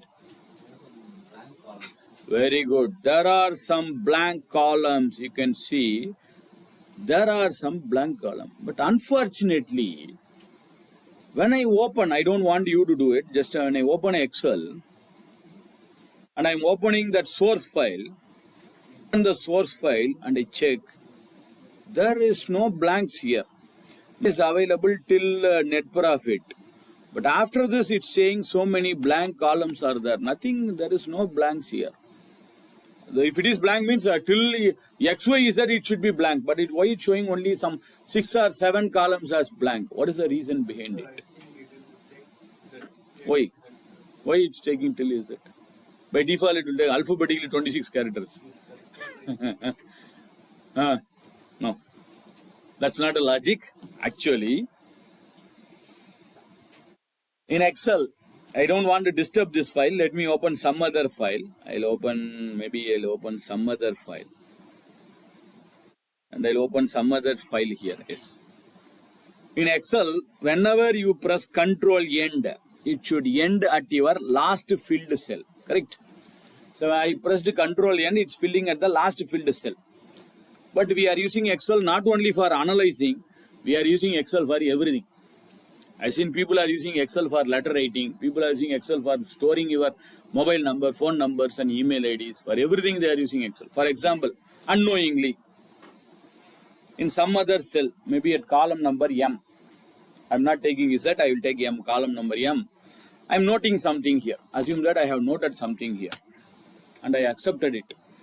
Later I recognize that I have noted unwanted data and I'm deleting this data. So I deleted. I noted it immediately within few seconds. I have deleted it. Now let me press Control End on my keyboard. Actually, it should end at E. Now you can see where it's ending. It's ending at M. So it treats that this also, all these cells until M, even though we have entered the data and deleted it, it is treating your data is still available till M. This is a problem in Excel. We would have written the data, we would have deleted the data also, till it has treated as a part of the, you would have noticed my data will be very lesser, my file size will be larger. Plus unwanted data columns will be added to your table. This is the problem in Excel. Anyway, this problem can be solved in the latest version of Excel. We have an option available in Excel called as check performance. Latest version of 365, check performance. It will check the performance of your system. Unwanted columns, unwanted data, it will review it and it will optimize your sheet. The unwanted columns and rows will get deleted here. So latest version of Excel it's available. But anyway, that source data, this has happened. Someone, maybe I would have entered some empty cells, I would have entered some data in Z and I would have deleted the data in Z, but it's treating that Z also as part of your data. That's a problem. That's why there are so many empty columns. That's the reason of that empty columns. Anyway, I don't want to have anything on my source data. Whatever I do, I will do it in Power Query itself, so that whenever I add a new data in near future, it gets updated automatically in Power Query. So I'm going to remove all the empty columns here.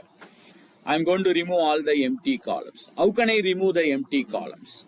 There are various methods. One is you can make a right click on the column and go for remove columns, remove other columns, or go to home tab and there is an option called as remove columns. So there is an option, you can make a right click and remove columns, or you can go to home tab and you can see there is an option of remove columns. Both this I don't suggest.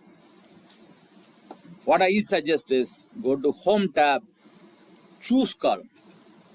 I recommend to go with choose column. Why I will explain in another few minutes. So let me click on choose columns. And here the advantage is you can choose whatever the columns you want. You can uncheck whatever the columns you don't want. 20, 21, 22, 23, 24, 25, 26. These are all the unwanted columns. And please do remember, it's not required you have to remove the empty columns. Sometimes you may remove the unwanted columns also. For example, I have employee database. In employee database, I have the email ID and mobile number of my employee. Or customer database, I have the email ID and mobile number or website of the customers. We are not going to use the website. We are not going to use the email ID for my reporting.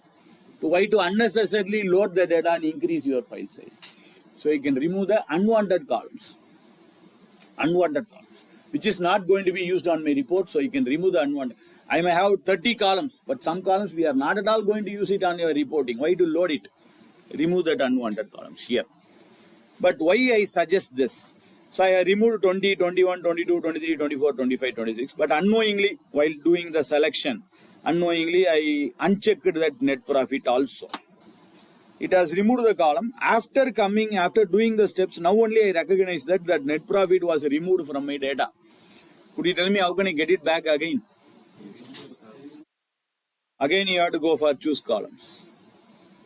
But in Power Query, whenever you apply the steps, you can see there is two icons appearing. One on the left hand side. This is for undoing the steps. And you can see one more settings like a gear. There is one more option available. This is for editing your steps. Very good. This is for editing. Whenever you find this, you can edit your last step. So if you are not able to find it, that means the last step cannot be edited. So this is for undoing the step. This is for editing the step. That's why I preferred to choose columns. If you have removed the column, that will get removed. You have to undo and we have to once again add the column. So instead, I will go to remove other columns and click on this applied steps on the right hand side. This is going to be very, very, very useful in our upcoming sessions. Click on the applied steps. Now I select that net profit. No need to add extra step. We have edited the steps itself here. Now I got that net profit at the last. Okay. I believe we have almost transformed the data. Can I load it? Yes. Still in check empty is Check payment mode. payment. Yes, please. Unfortunately, as of now, anyway, I have already written this to Microsoft. They are in the process of doing it. But as of now, if you have 30 columns or 50 columns, you have to manually check all the 50 columns. No other go. I have given a suggestion to Microsoft. If there is a problem in this, please indicate there is a problem in column number 28, column number 29, 30. There is a gray. Or sort it in that order, which is having errors, put it on the first or put it at the last. But as of now, they didn't do it. Maybe we may expect in the next upcoming version they will do it. As of now, no other go. If you have 50 columns, you have to check with all the 50 columns. No other go as of now. Okay. So I have to check what you said is correct. Anyway, if you are loading it, it will throw an error there. It will throw the column number 26 is having an error. You have to come back and we have to solve it if there is an error. But here in payment mode, we have some gray. Wherever there is a gray, we have to turn it to a normal one. There are little bit gray, so no problem. You can still load it. But I recommend not to load this with null. Let us replace the null with some other value. Maybe wherever it's null, assume that this payment I have received by cash. So wherever there is a null, I want to replace it as a cash. Okay. So select that column. You have to select the column. Two methods to do it. Right click on the column. Right click on the column. And go for replace values. So right click on the column and go to replace values. Method number 1. Method number 2 is home tab and replace values. This is method number 2. So right click replace values. Right click on the column and go to replace values, or go to home tab and replace values. And remember, it's case sensitive. It is case sensitive. Capital letter, small letter. It's case sensitive. So replace value null. Wherever my column is null, N-U-L-L, all are small letters. So you have to type it in small letters. If you should not type it in capital because it's case sensitive. Wherever it's null, I have to replace it with something like cash. I have received in cash. Nowadays we are not receiving in cash, but still. Assume that I have given a wrong spelling here. Unknowingly, I have a typo error. I made a mistake. So wherever there is a null, it has replaced with some other value. But now only I recognize I have given a wrong spelling. Could you tell me how can I correct this? Go to the replace steps and go to the edit settings. Very good. Now I'll change this. And whatever you are doing it now, you have to do it only once in your lifetime for this data. For this data, only once in your lifetime. This cleaning up process, this transform process, you have to do it only once in your lifetime. Next time, just add the data and leave it. Everything will be taken care by Power Query. That's an advantage of this transformation. I hope or I believe we have transformed the entire data properly. Anytime you can come back to Power Query and modify this. Anytime you can come back to Power Query. It's not required you have to do it only once. You can come back to Power Query and you can modify it later also. Anytime you can come back. So tell me, can I load this? Any challenges or any questions, queries, doubts before loading it? Sir, at any column or any row in the existing data, you need to edit master data or this one? Row, of course, you have to add it in master data. Column means what type of columns? Based on some condition, formula or something? Some other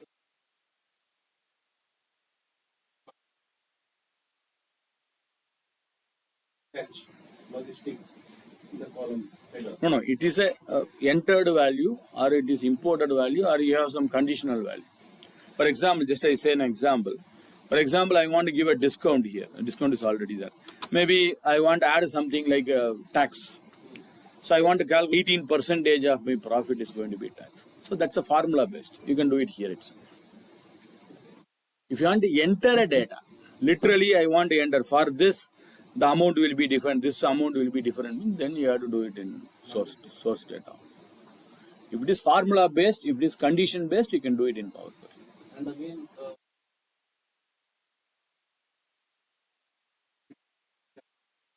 Correct. It will be calculated automatically. We are going to work on that today and tomorrow. So today first half will be Power Query, second half will be BI. Tomorrow also same thing. First half will be Power Query, second half will be Power BI. So tomorrow we'll see more on formulas, if condition, lookup, how to get a lookup function, how to get if function, how to add some formulas in Power Queries. Tomorrow we are going to see. Any other things before? No,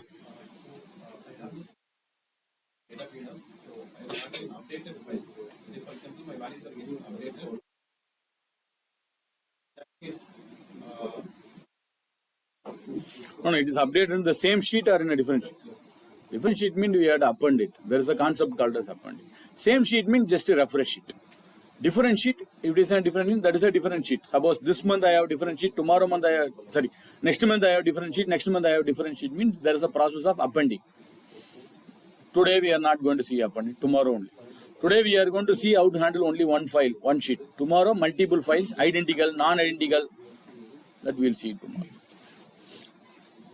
Any other? Before loading it? Can I load this? Superb. Any challenges, sir? Done? Can I load it this? Can we?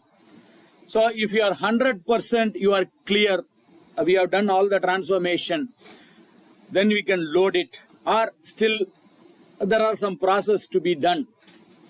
I will save this until this and I will load this means, you can go to close and apply. Don't click on the top, click on the arrow mark. There is an option called as just applying.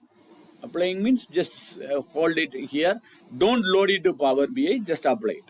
Close means Control W, closing the file without saving. Whatever you did, that will not get saved. That's a problem. So I recommend now we have 100% cleaned up. My data is perfectly clear. So you can close and apply now. You can close and apply now. So better to close and apply. So close and apply means now we are in the third workflow. First two is done. Getting is over. Transformation is over. Now we are going to load it to Power BI. And please, small warning. Not a warning, just a small information. Close and apply. It will show you something like apply changes, discard changes. Don't do anything. Don't do anything. Based on your data size, it may take some few seconds to load. Please wait. So I click on close and apply. Power Query will get closed and it will be loaded into BI. Please wait for a few seconds. As I told you, you will get some message like close and apply. Don't do anything. You can see on the top, apply changes and discard changes. Don't click on it. Please wait. It will get loaded. It's getting loaded now. Based on your data size, it will get loaded. How do I know it's loaded? On the right hand side, data. Below the data, you should get your sheet name.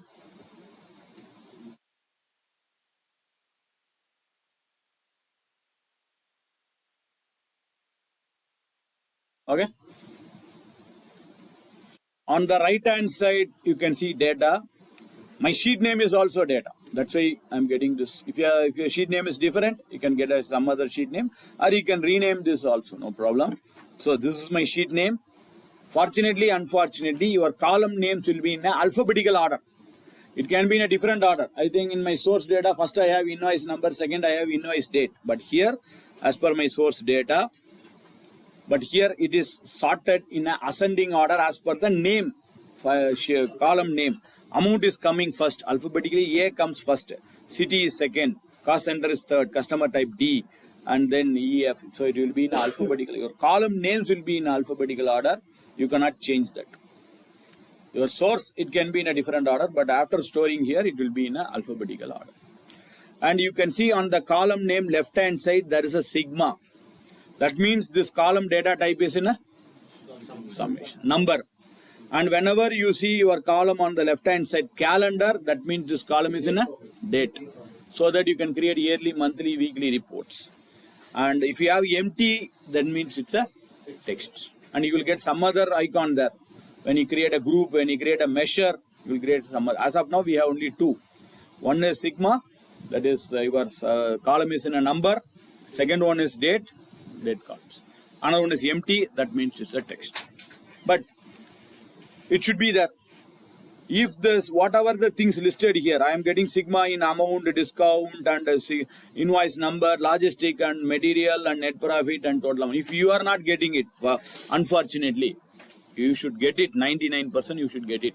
If you are not getting it, can I go back and transform it there? Or I forgot to add one column. I missed one column. Or I don't want a column. I want to remove a column. Can I go back to Power Query? Yes. Anytime you can go back to Power Query. Two methods. Go to the Home tab and there is a Transform Data. Go to Home tab, Transform Data, or right click on that query and there is an option called as Edit Query. So go to Home tab, go to Transform Data. Method 1. Method 2, right click and Edit Query. I recommend this method. Here, fortunately, we have only one table, so you can use both the methods are similar. Suppose I have 4 tables here, but I want to edit only the third table. So right click and go to transform, it automatically goes to the third table. Instead, if you go to transform data, if you click on transform data, it goes to Power Query. But I have 4 tables, means which table you want to edit it. You have to manually select the table here. But if you have 4 tables and right click and go to edit table, it automatically lands into that table. That's an advantage. We'll see when you are using multiple tables. I recommend this edit query is better if you have multiple tables. Here one table, one sheet, no problem. Multiple sheets, I recommend to go with edit query. So now you can close and apply, you can come back to main sheet. I didn't make any changes, so nothing has happened. If you made some changes, once again it will load it. I didn't make any changes. Okay? Clear? Done?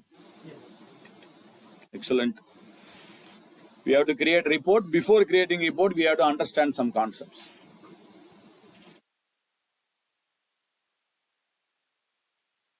Right. Is it required? Every time I have to go back to Power Query and see the data. Can I see the data in BA itself? I don't recommend to go to every time check my data. How was my column? What is the data available? I can do it in Power Query BA itself. Second view on the left hand side, you can see there is a second view available here.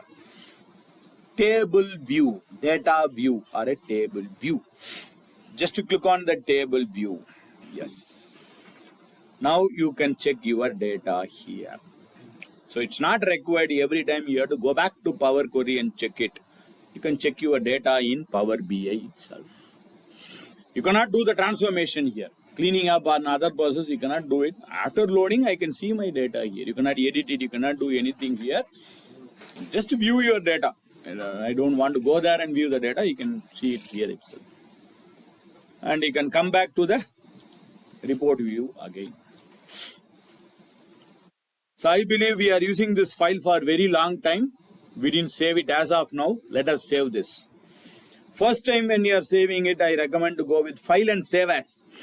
Even the save will not work. File and save as, and you can save it wherever you want. Any location as per your wish.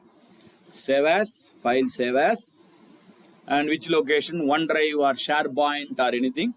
I will do it in the same folder where I have downloaded that exercise file. You can load it as per your wish. I will load it into the same folder. Maybe let me give the same name also. 01 transaction data. For my understanding, I am giving the same name. You can give your own name. Like Excel. Excel will be XLSX. This will be PBIX. This will be as a PBIX. That will be XLSX. This will be PBIX. Your file will get saved here.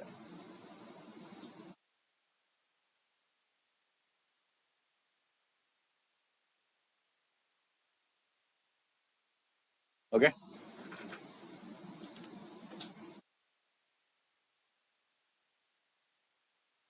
PBIX. Power BI extension. After this, every 10 minutes, your file will get saved after this.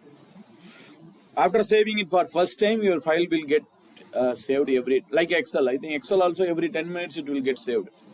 If you want to change the frequency also, you can do it. I don't want to save this every 10 minutes because I'm not going to use it more frequently. Every 20 minutes it has to be saved. Every 5 minutes it has to be saved also. You can change it. Go to File,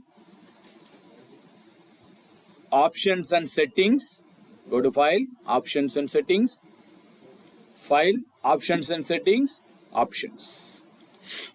File, Options and Settings, Options. Under Options, you can see Save and Recovery. File, Options and Settings, Option, Save and Recovery. Under Save and Recovery, you can see there is an option, Save the Auto Recovery. Actually, every 10. By default, it's 10 minutes. You can increase or decrease your frequency, your wish. Don't give it 1 minute. Every 1 minute it will get saved. Number just no, we cannot do any activity. Every 1 minute it will get saved. No activity can be done. So at least give 5 or 10 minutes minimum. Based on your frequency, how frequently you use Power BI. 10 minutes, I think it should be fair enough. Even half an hour, 1 hour. Okay. So every 10 minutes, this file will get saved automatically. You can see, it will show you when you have saved it last 11:29. It's the last time of save on the top. Right.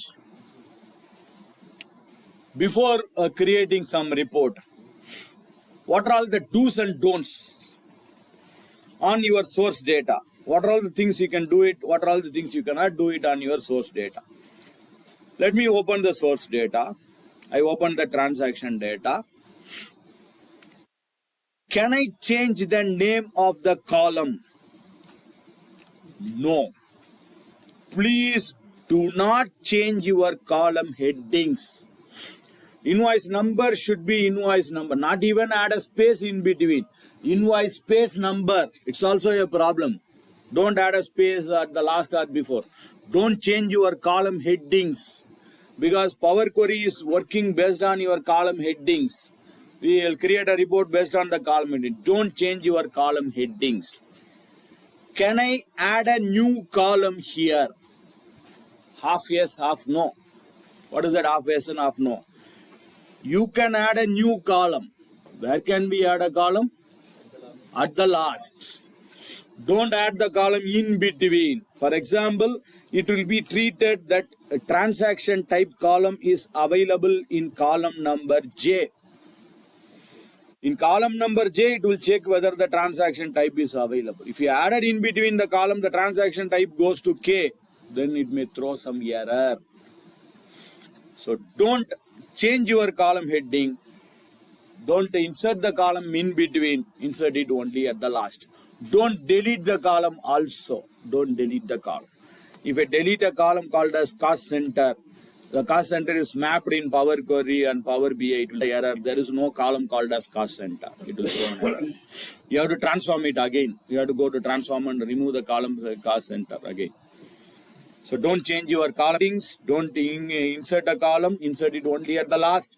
Don't delete a column. Can I change the sheet names? No. Don't change your sheet names. Do not change your sheet names. Because the sheet name is mapped there. You would have seen the data. Under data, all the column names are displayed. So don't change your sheet names. Can I change the file name? Surprisingly, yes. You can change your file name. Instead of 01 transaction data, you can change it to some other file also. Name can be changed. But unfortunately, your link will get removed. No problem. We can re-establish that link. I will tell you how to re-establish that. So you can change your file name. Because none of the area your file name is displayed here. Correct? Where is your file name? The file name is not available here. All your reports and other things will work based on your sheet name, based on your column names. Your file name is not there. So file name is not in your reporting area. But it is linked through your file name. The link will get removed. We can re-establish the link. No problem. Can I change the folder path? Now it's available in a D drive in some other folder. Tomorrow I am going to put this into OneDrive. Yes. That's also possible. You can change your folder path. But once again, your link will get removed. We can re-establish the link. Okay. So let us see how to re-establish that. If the link is removed, if my file size is changed, if my folder name is changed, how can I re-establish it again? Go to the Home tab. There is an arrow mark below the transform data. If your file name is changed, if your folder path is changed, other things we change in no other, you have to transform it again. You have to go to transform data, what are all the columns, it will throw some red, it will throw some error. Your file name is getting changed, your folder name is getting changed, your link will get removed. I want to re-establish the link. Go to transform data, data source settings. data source settings. Go to transform data, data source settings. Under the data source settings, change source. Change source. Click on change source. And you can add your new source here. Earlier, now it was in D drive. Suppose I want to change it to OneDrive. I want to change it to some other location. You can change it. Location or even your file name is getting changed. You can change it here. Okay.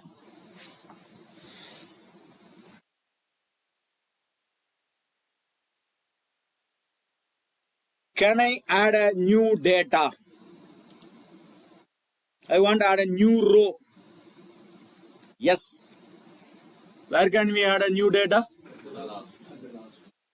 To be open anywhere. Anywhere after the heading. But it's better, what you said is better. Try to, anywhere in between also you can add it. But the hierarchy, the sorting will get collapsed. So better, what you said is correct. Add it at the last. So let me add it at the last and check what's happening. Whether it's updating on my source. Let me check that. Control end. I will press control function end or control end. I will go to the last row. 3265 rows is available as of now. So I am going to add a new data. Wantedly, I am leaving some empty space here. Why I am wantedly leaving some empty spaces? I want to check whether I am leaving the empty space after adding the new data, whether the empty space is getting removed. Because in Power Query, we have said that if there is a empty rows, it has to be removed. Remove the empty. I want to check that whether it's working fine or not. So let me add a new data, maybe 4201. I am adding a new data here. 4201, it's a new data because it's available till 4200. I am adding the next invoice number 4201. Date, maybe let us take today's date. Today's date, I am going to add it. If you want today's date, I think we have a shortcut key in Excel. What is the shortcut key for inserting today's date in Excel? Control semicolon. Very good. Or enter the date. While entering the date, I recommend please be careful. This is where people are making mistake. It may throw some error if you are not entered the date properly. For example, 13. Today is 14. Okay. Either press control semicolon or type 14 space October 2020. This is the best way to enter a date. 14 space. Why give a space? My system may have a hyphen, your system may have a slash. If I give it space, it automatically takes my system separator. And why I am saying October? Here fortunately it's 14. So my system will understand. Suppose I am entering 10th October. So which one is month, which are 9th October or 5th October? So 510 means which one is date, which one is month. The system will get confused. That's why I am typing clearly as October. So clearly here I have indicated that 14th is the date. October is the month. 2025 is the year. Correct? Don't type just 25. 25 can be year. 25 can be day also. So better 2025. This is the best way to enter a date in Excel. When you come for Excel training, I would have thought this. But now it's okay. So let us put a shortcut key. That's better. Control semicolon is the shortcut key for getting today's date. And I'm adding a new data. Maybe I'm adding a south, or I will just copy one data and paste it instead of adding it again. I copy this entire row. Control C. Only the invoice number and date I'm changing. Other things I'm copying and pasting here. Control C, Control V. So I added a new data. Maybe profit, I will change some other profit. Maybe 1 lakh. Something like this. To have a difference between the profit and. So I have added a new, fresh new data. And I am not giving something in my payment mode. I am leaving empty. In payment mode, I am leaving empty. I deleted the payment. Today only I have made an invoice, so I would have not got the payment. I will get the payment later. And why I am deleting the payment mode is I want to check, because in Power Query we have made a step that if there is empty in payment mode, it has to be replaced with cash. So I want to check that. That's the reason I am leaving empty. So let me save this. Control S, Control W. I will close this file. Better to close the file. Sometime it may throw some error, read only error. Better to close the file. Let me go to Power BI now. So I added a new data in my source, a fresh new data, and I want to check whether it is updated in my Power BI. You know that it's not required to go back to Power Query and check it. I can check it in BI itself. Could you tell me how can I check the data in BI itself? Second one, table view. But how do I know whether my data is added here? I have to manually scroll down and check it. Can I bring the latest data on the top? How do we bring the latest data on the top? Sort it in the descending order as per the invoice number or as per the invoice date. Descending order, so that the last invoice number will come to the top.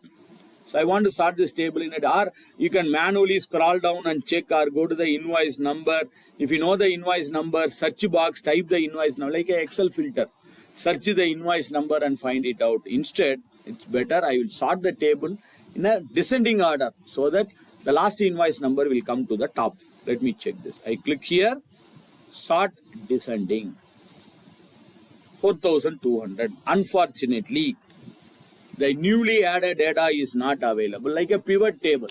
Whenever you modify the source, your pivot table will not get updated. We have to refresh. Same thing here. Go to Home tab. If you have a Power Pro license, there is an option of scheduling the refresh. We'll explore that scheduling the refresh later. After publishing, we'll see that. Now let me go to the Home tab. In Home tab, next to the transform data, there is a button available called as refresh. So just to click on that refresh. Now it's getting refreshed. Yes. Now I got that new row added here. So 4201, 14 October 2025, South region, Tamil Nadu, Coimbatore, export customer. The empty rows was automatically deleted.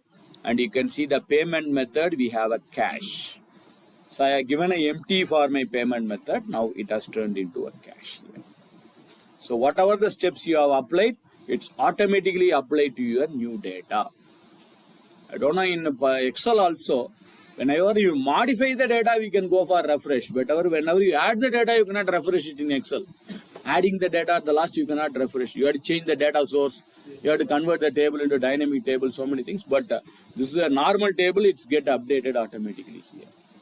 This is the advantage of Power BI. Okay. So just to check whenever I add the data, whether it's opening or not, I did this. Better I will delete the data because next we are going to create some reports. My report and your report should not give a different answer. That's why I'm going to delete this. 4210, I will delete it in my source. Just to check whether it's updating or not, I added it. Now let me select this. Control minus R, just to select it and delete on your keyboard. I'm deleting the source, this data. I will go to the, I place the cursor on the top. I deleted the data. I save and close this Excel file. And I refresh it. After deleting also, it has to be refreshed so that I want only till 4,200. Yes. So we have deleted, just to check whether my data is updating or not, we have deleted it. Before the break, at least we'll try to create 1 or 2 reports, 1 or 2 visuals. Okay. Just in the source data, we have added and we have deleted whether it's working or not. I think it's working perfectly.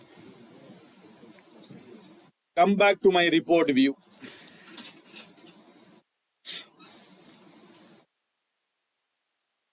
Done? Clear?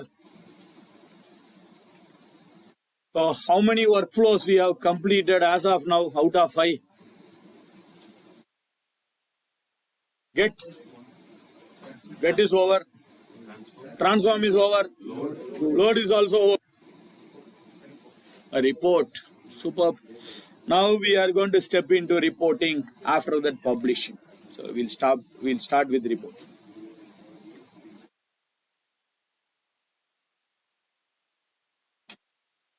As I indicated, any challenges, if you told steps are interconnected, if you don't know how to get it, you cannot transform it. If you don't know transform, you cannot load it. If you are not able to load it, you cannot report it. If you are not able to report, you cannot publish it. All are interconnected. That's why I'm asking multiple times, are you clear or not? So shall we create report now? Yes. Before creating a report, I recommend you to do one small thing is the page settings. Page settings. Why I recommend you to do the page settings now? Because after creating the report, if you do the page settings, your page may get collapsed. Suppose I am adjusting the page size. I want to put your logo and I want to put something, then it may get collapsed. So better to do it at the starting itself, the page settings. So let me place the cursor on this empty area. I'll place the cursor on some empty. Actually, it's empty only. So you can place the cursor anywhere. And below the visualization, there is a second button available. Format your report page. Format your report page. So this will be available before creating the reports. If you create a report, that icon would have changed. Format your visual. But now we are going to format your report page. Click on the format your report page. There are around 6 options are available. We will explore all the options one by one. First one is page information. Expand that page information. And what could be the name of this page? I recommend to have a meaningful name for each and every page. What's the purposes? If time permits, tomorrow or in the second level of training, we are going to see how to make an index of a page. Suppose I have 20 pages. You cannot show all the 20 pages in a screen. You have to make an index, like a book. When you take a book, what will be the first page? Title. Second page will have index, table of content. Similarly, you should have when I open a website, if I click on home, it should show the home page. If I click on customer, it should show what are all the customers. If I click on product, it should show what are all the products. Even website is having an index. Same like your Power BI should have an index. To create an index page, it's better to have meaningful name for your pages. So let us give some meaningful name. Is it required here to come to format, come to page information and give a name? Can I give a name straight away here like Excel? Of course you can do it. Like Excel, make a right click and rename, or like Excel double click and rename the pages. That's very simple. It's not required you have to come here and rename it. You can rename it here itself. Straight away double click on the page name and I can rename it. This is my home page. This is my first page. So I given a name as home page. Allow use as tooltip. Allow Q&A. Very powerful. Even I can say a magical feature. It's a magical feature. But as of now, don't switch on that. Don't switch on that. Because first we should understand what is tooltip. Then we have to use tooltip. If you switch on that also, nothing will happen as of now. So please do not switch on it. We'll see how to use this in a later part. Okay, this use tooltip and Q&A. Don't switch on that. If I say don't switch on it, we'll tend to switch on. Don't do it. Because nothing will happen here. So we should understand the advantage, then we'll switch on that. So nothing in this. I have changed only one thing. Just renamed the page. Second, I will collapse this page information. Canvas settings. What is that canvas setting? The page size. I think by default, worldwide, they have standardized it. All your screen, even this TV screen is 16:9. My laptop screen is 16:9. Even in your PowerPoint presentation, your slide is 16:9. I don't know whether you have noticed it. When I open Microsoft PowerPoint, let me open Microsoft PowerPoint. I open this Microsoft PowerPoint and I open some slides and I go to the design tab. Under the design tab, slide size. You can see the slide sizes by default it's 16:9. Everything worldwide, they have standardized it as 16:9. So if you don't want that 16:9, if you want to manually change the page size, yes, of course you can do it. 4:3, the old pattern. Old pattern, I think monitor will be somewhat square type monitor in olden days. So letter type, tool type, custom type, you can change your page sizes. But I recommend to have 16:9. So 16:9, when you play 16:9, when you publish it so that you can see all your reports better. So better to go with 16:9.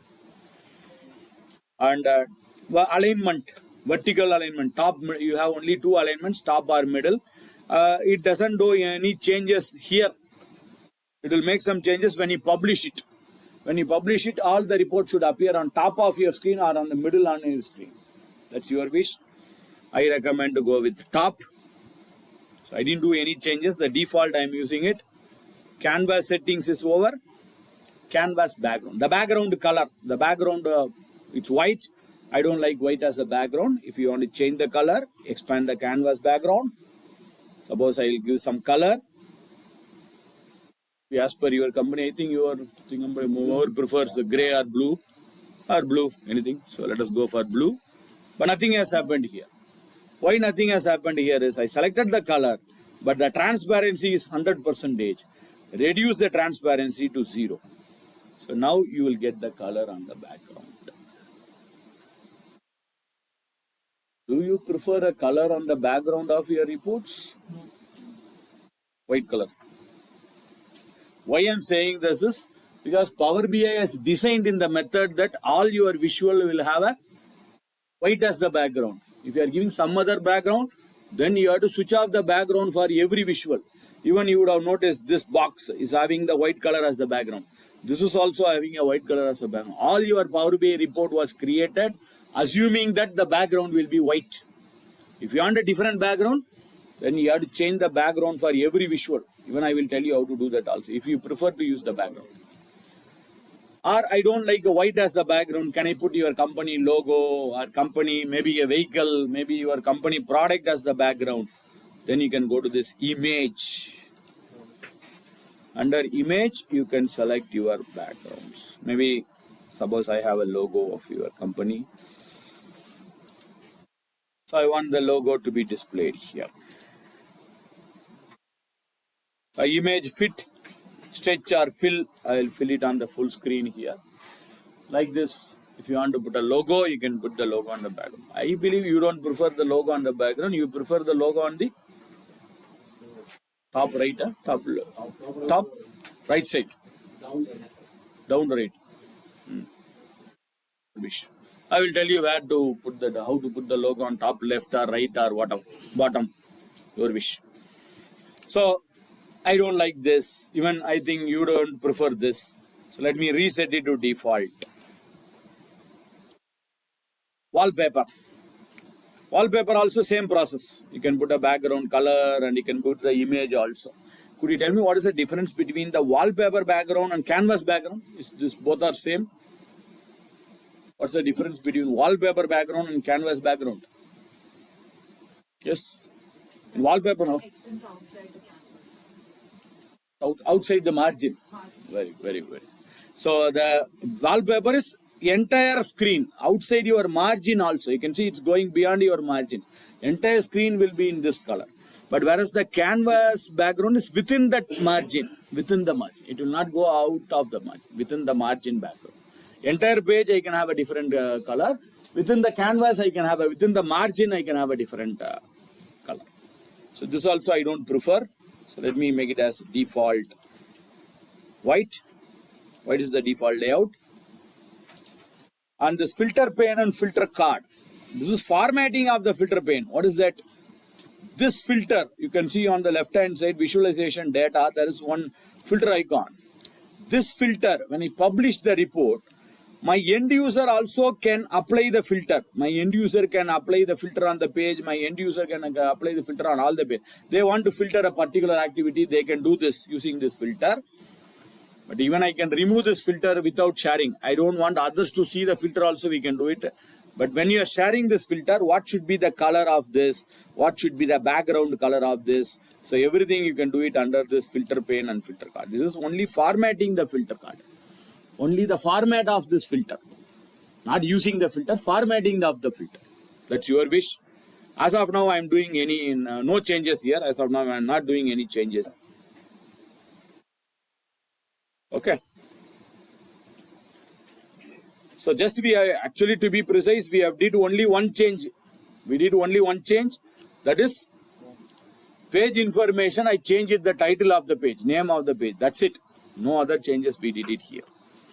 Just we explored what are all the options available. Okay. Right. Let us give some title for this report. Let us insert some logo and let us insert one or two visuals before the break. First, let me insert your logo. So I want to put your logo. Remember, you cannot crop the picture. You cannot change the brightness and contrast. You can insert a picture. You can adjust the size of the picture. Only two things can be done in Power BI. If you want to do some cropping, brightness, contrast, coloring, do it in some other tool like Paintbrush, or do it in Word, Excel and PowerPoint and bring it here. Power BI, only the sizing and inserting. That's all. So let me go to Insert, Image. Insert, Image. To select your logo. Yes.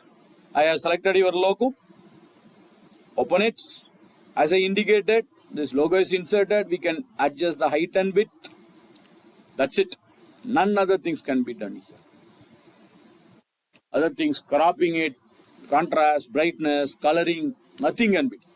Insert a logo and place the logo. That's all. Wherever you want. As I told, bottom, top right or bottom right. Your wish.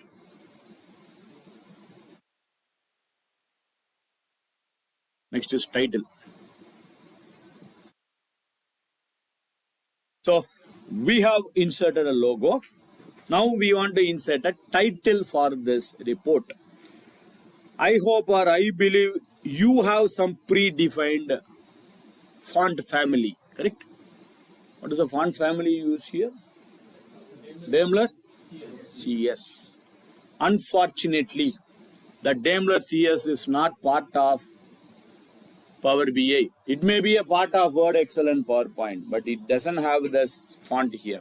Suppose I want to insert the title. Let me go to Insert, Text Box. Go to Insert and click on Text Box. There is a Insert. Under Insert, you can see Text Box. The text box is getting inserted here. But what's the font family? Font name is Sego UI and font size is 10. Of course, you can change the font size. Of course, you can change the font name. But unfortunately, when I click on the filter here, I'm not able to find your font. Maybe you will not see your font also, right? Anyway, I will never see your font because I'm not part of your team. I may not see the Daimler font here. I want your company font should appear here. Not only here. And I don't like to every time go to a visual, insert some visual and change the font size. All my visual, from now, whatever the visual I insert, I want your font family should be appearing here. I don't want to go every time and select the font and click on the font. First, let us see how to bring your font. Let us see how to make your font as the default font. Could you tell me what is your font name? Daimler space, right? Space CS. So this is the font is available on your system, right? In Word, Excel and PowerPoint, you should have this font. But since I don't have this Daimler font, I will use some other font, maybe Aptos. I'm going to use this font. You can see that font is not a part of this font family. It's not there. So I want to bring that font here. You will bring this font. You all bring this font. I will bring this font, which is not part of the list here. So I'm going to bring this font called as Aptos. You are going to bring the font called as Daimler CS. How do we bring it? Because from now, all my reports, I want to use your company fonts. I want to use Aptos font here. So let me delete this text box. Just select it and delete on your keyboard. Or you can go to the 3 dot. There is a 3 dot, under 3 dot, remove. Remove it. We have to follow some 3 or 4 steps. If you are not using the Daimler font, if you want to use some other font, then it's very easy. Very simply change the template. But since you want your company font, you have to follow some 3 or 4 steps here. So go to the tab called as View. Just go to the tab of View. Under the tab of View, there is more button on this Themes. Go to the View tab, Themes. Click on Themes. Under Themes, Customize current themes. First step, go to the View tab, click on that arrow mark, Please follow the steps. If you have any challenges, stop me, ask me. There itself I can repeat it. Since all your reports should have your company font, you should do this. Click on more button, customize current themes. Then it opens a dialog box. First one is name and color. What is this name and color? This color is purely for your charts. When you create a chart, what should be the color for the first bar chart, second bar chart, third bar chart? But we are not going here. We are going to the second one. So click on that second one, text. Text. Customize current theme. Click on second one, text. 4 options: general, title, card KPI, tab header. All the 4. Please remember, all the 4. Change it to a particular font, any font. Because since your company font is not there. If your company font is there, you can change it here. Straight away it will be applied to your report. Unfortunately, your company font is not there. So select some other font as per your wish. You have to select. Please select it. Any font. Maybe I will go with Calibri. You select anything. Title, Calibri, card and KPI, Calibri, tab headers, Calibri. Please do this in all the 4. All the 4 you have to do it. Otherwise, you cannot come back and you cannot do it. That's why I am repeatedly saying this. Please do it in all the 4. All the 4. Otherwise, your company font will not be applied to your template. View tab, themes, customize current themes, go to font in all the 4. General, title, card KPI, tab header. All the 4 you have to select a particular font, any particular font. As of now, any particular font. I have selected as Calibri. I don't know which font you have selected. It can be Arial, Times New Roman, any font. Try to have a simple font. Don't have a bigger font. Try to have a simple font. Arial or any simple font. So I selected Calibri. Apply. So now whatever the visual you create, you will get the Calibri font. But I don't want it. I want your company font. So first step, we have gone to customize theme and we have selected some font, some particular font. Done. Until this, as I told you, if you don't know the first step, you cannot go to the second. If you did it only, we can go to the second part. Can you go to the second one?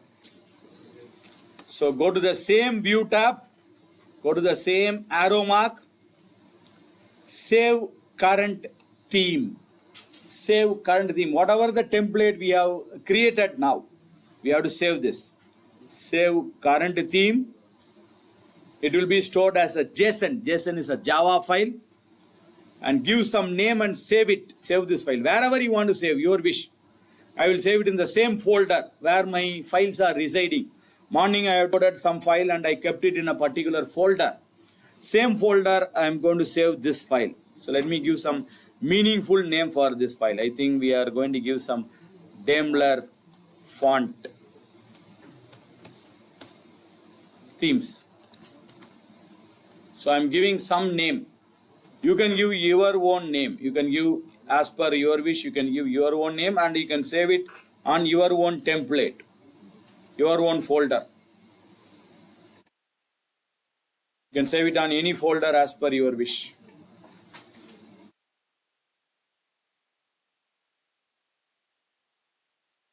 Done. Second step. I am saving this. Third step. Now you can minimize this Power BI. Go to the folder where we have saved that font theme. Go to that folder. I think this is the folder where I saved. The same folder where my files are residing. Or you can save it in any location. Go to that folder. I believe you are all using latest version of Microsoft Windows. If you are using the latest version of Microsoft Windows, just to make a right click on that theme which we have saved. Right click and straight away you can go to edit in notepad. Edit in notepad. If you are using old version of Windows, then you have to go to open with notepad. Old version means right click, open with notepad. Latest version is straight away you can see edit in note. Both are same. You can use anything. Right click, edit in notepad. right click, open in Notepad. It will open in Notepad because Notepad, we don't have a Java software. Even Java software, you can do it in Notepad itself. Notepad, the themes has opened. Don't worry, you would have got some coding or something. Maybe some system it will be 2-3 lines, some system it will be 1 line. Forget about it.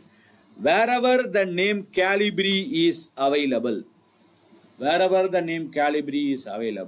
replace it with your company font name. Daimler space CS, case sensitive, capital smaller letter.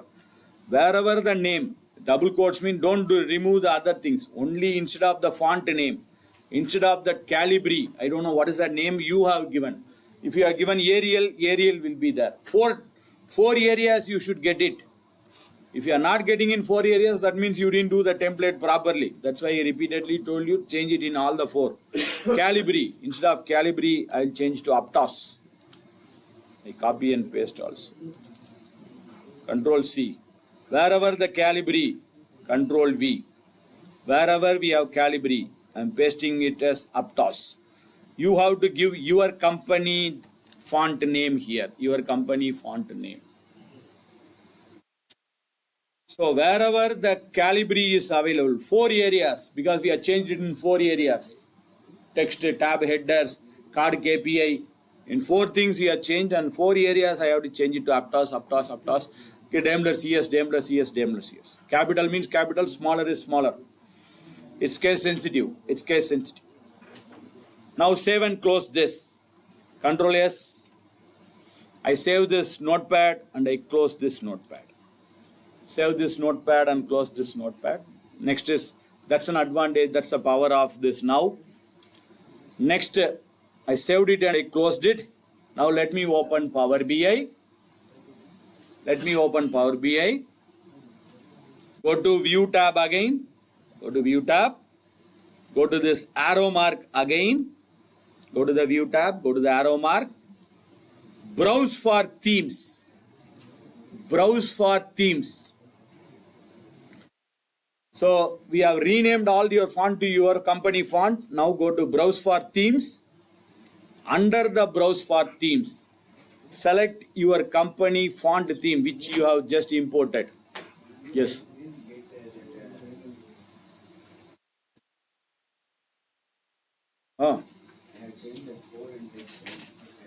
Right click and edit in Notepad.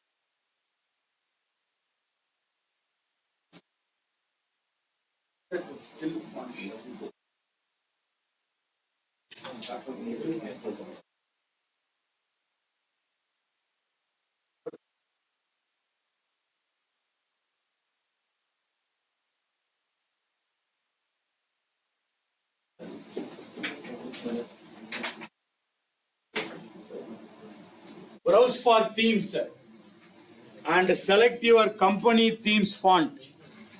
This is a company themes font. I selected it and I said open here. It will say the file is added successfully.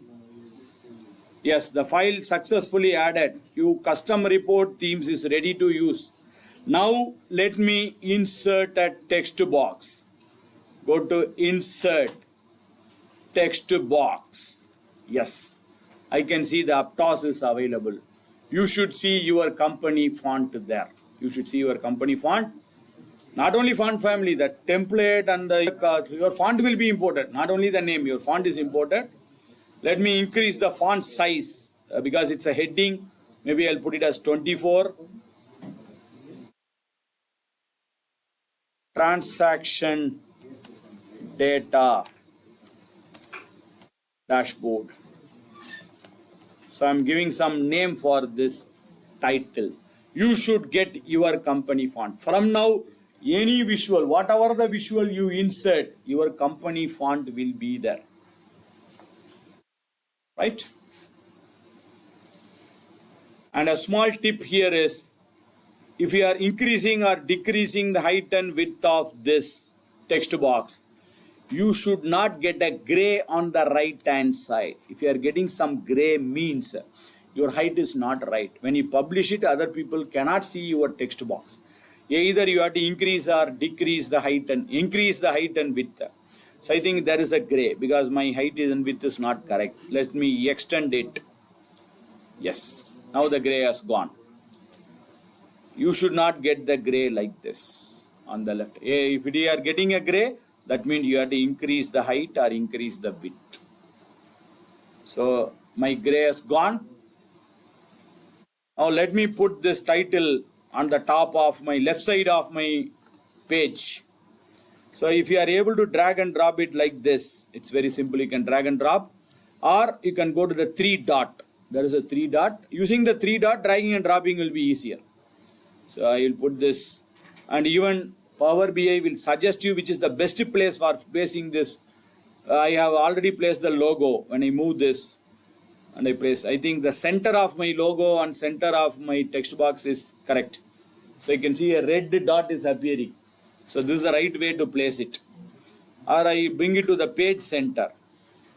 Somewhere, and I place it here. This is the center of your page and center of your logo also. This is the area to place it on the center. Or we have one more option, center, left alignment, right alignment. We will explore it later.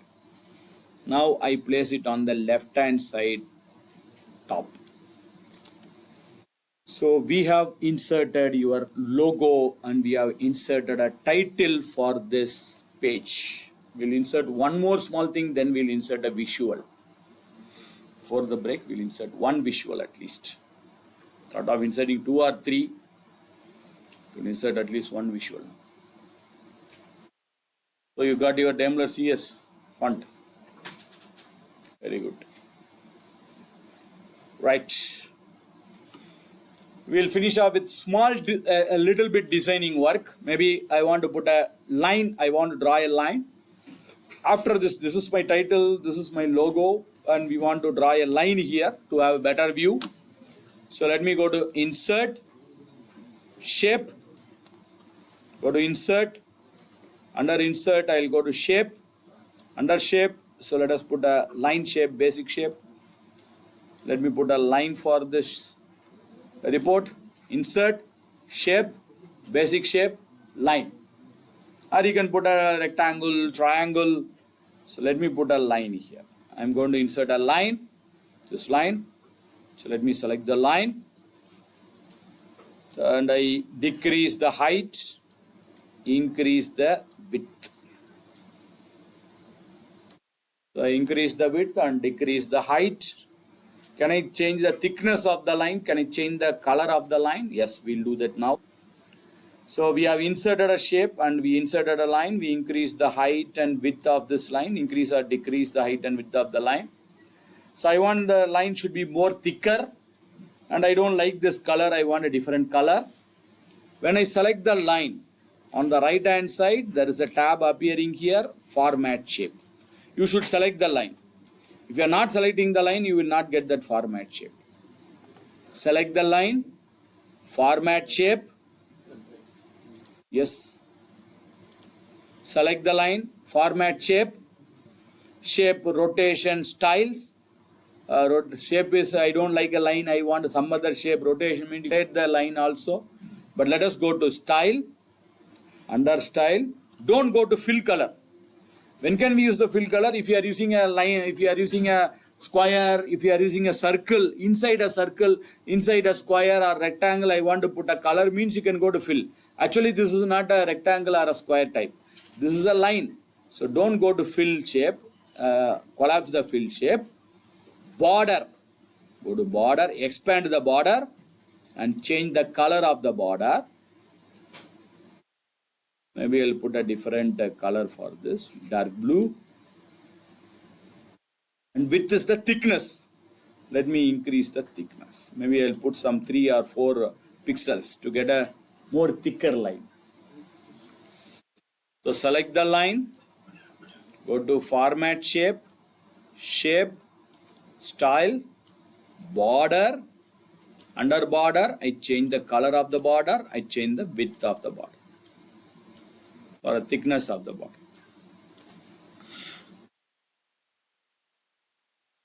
Okay. Just we are doing some designing purpose, designing option.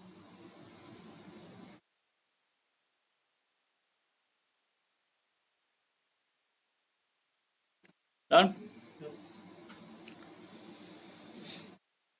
Power BI is very easy to use and it's very easy to learn also. Similarly, it's very easy to forget. Okay, very easily you will forget it because the easiest concept you will forget it easily. You have to practice. It seems to be very easier here. Later you have to practice and practice. If you are not practicing, I'm damn sure you'll forget it. Morning I told you every month there will be an update. There is a disadvantage in updating. Advantages, you will get new feature. Disadvantages, if you are not working Power BI for 2 months, suppose if you are not going to open Power BI for next 2 months, if you are opening in January, you will get surprised. You will get shocked also. Entire screen would have changed. Now we are going to do a format. If you want to do the format 2 months later, it's very tough. You have to search for the menu. Now it is easier. So the menu is in a different locations. Yeah, they will not do it drastically. They will do it gradually.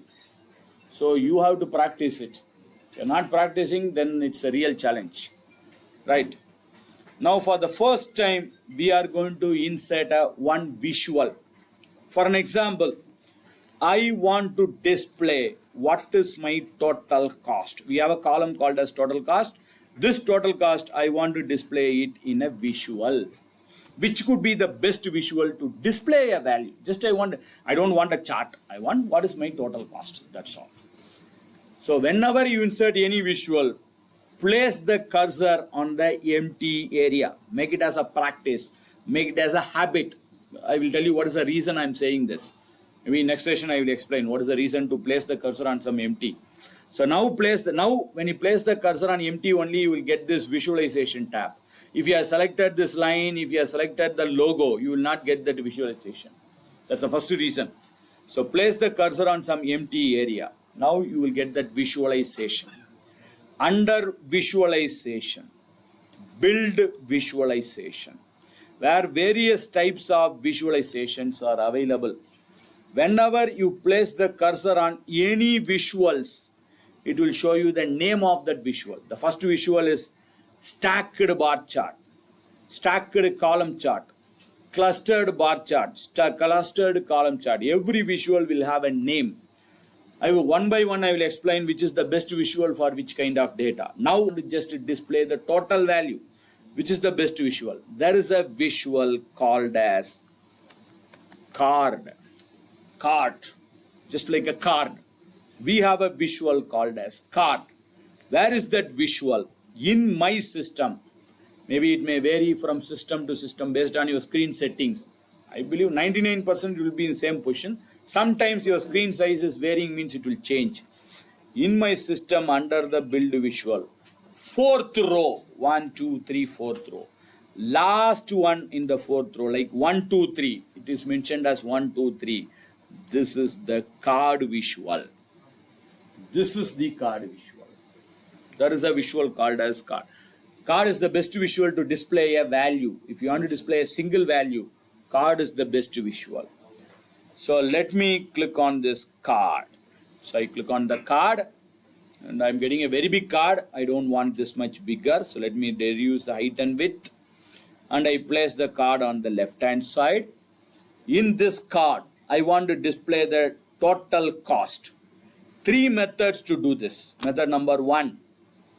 You can drag this total cost and drop it to this card area. Drag and drop it here. Method number 1.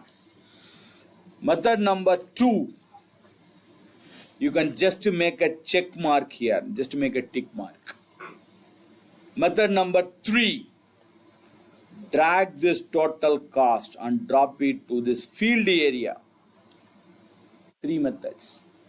I recommend third method. Why I recommend third method is, fortunately here in card we have only one field, but when you create a line chart and bar chart you may get so many options.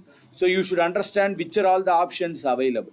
When I make a tick mark, we don't know where it will land. It may land in a different position also. Better dragging and dropping is better, and dragging and dropping into the field area is better, because we should understand what are all the options available. Now I get a field, tomorrow I may get a column, rows, so many will be legend, so many options will be available. You should understand each options. I will explain each option. Now let me drag the total cost and bring it to the fields area. Yes. Now you can see it is displaying the total cost, 530 millions. We'll do some formatting on this. We'll do some formatting. It says 530 millions. I hope everyone are getting the same output. But unfortunately, I don't like this to be 530 millions. I want the exact value. Maybe I think it's around 53 crores or something. So I want the exact value to be displayed. And I need a comma. If it is 53 crores, I need that comma separators. And I need that rupee currency symbol also to be displayed. And I don't like this heading to be on the bottom. I want to put the heading on the top here. Like this, we want to do some changes. First, what we did is we have inserted a card. Then we have dragged this total cost to the card. It automatically takes the sum of total cost. We'll see how to change the formula also. We'll see it in the next session. Now let me select the card. I told you there will be 3 tabs available. First one is for inserting a visual. Second one is for formatting the visual. Third one is for analyzing. Unfortunately, nothing you can do it in analyzing now. We'll see about analyzing later. So let us click on the second one. Format your visual. Under the format visual, 2 sub-tabs are available. Visual, general. What is this visual? Visual is contextual. This option may vary from visual to visual. I inserted a card, so I am getting call out value and category level. When you insert a line chart, you will get some other option. When you insert a bar chart, you will get some other option. This option under this may vary from visual to visual. But whereas this one is general, is common for all the visual. If you insert a card, when you go to general, you will get the same option. Properties, title, FX, data format. When you insert a bar chart also, you will get the same option. When you insert a column chart also, you will get the same. This option under general is common for all the visual. But this one is contextual, vary from visual to visual. Okay, you will understand this one by one. First, let us change the first thing. I don't like millions. I want the exact value. Unfortunately, India is the only country where the lakhs and crores are used. Unfortunately, the lakhs and crores are not on the list. So you can get only million, billion, trillion or normal one. So expand the call out value, where I can see the display units is auto. Auto is automatic. Based on your values, it will automatically turn into million, billion or trillions.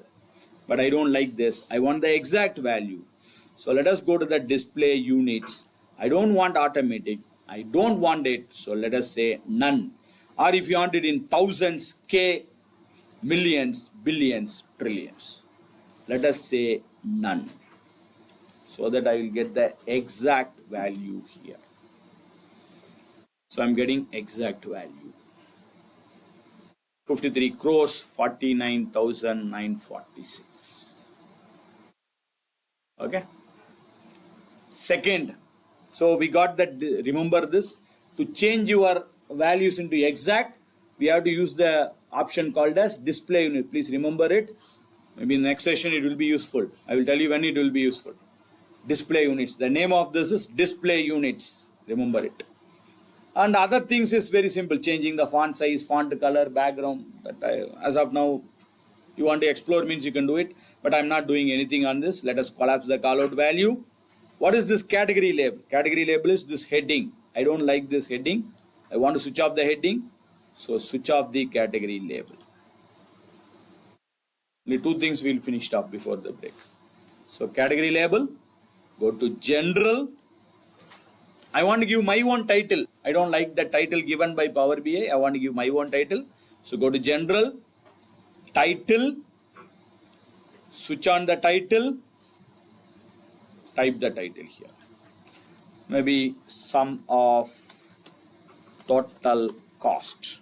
So I'm giving my own title here. So I'm giving title, the formatting of your title. Bold, let us make the title as bolder. So go to general, switch on the title and change the title, type the title. I make it as bolder. Text color, let me make it as white. Background color, I'll put some color dark blue. Center alignment. I'm aligning it title in the center of the card. So yes, I think it's better. Looks better. So we have typed our own headings and we have formatted the heading also. I have given it as bold. So what is the change I did it is, first we switched on the title. Format, general, title, typed the title, bold, text color, background color and alignment also I did it. Center alignment. Okay. Finally, one thing we'll see this in this card. So title is okay as of now. Let us collapse the title. The format, the comma separators, currency symbols. Remember this currency symbol and format may vary from as per your system settings, Windows settings. If your Windows is as per Indian format, you will get the 53 crores, lakhs, comma. But if it is US format, you will get a comma in a different area. So it's based on your Windows settings. If you want to change, you have to take your IT permission. I don't know why they have changed. If you change here, entire thing will get changed. So I'm just giving a warning here. It's as per your system format, not as per Power BI. So go to this general data format. Go to the general data format. Under data format option, total cost, the format option is currency. I don't want it in number, I want it as a currency. Yes. I got that rupee symbol and I got that comma separators. 53 lakh, 53 crores, 00 is lakhs, 04 946. So if it is as I think you will get a comma separators in a different area. I think 530 comma if it is in US format. I don't know how is here. All are getting in Indian format. Then it's fine. If you don't like this currency, you can change your currency. It's not Indian currency. If you can US, Euro, any currency format.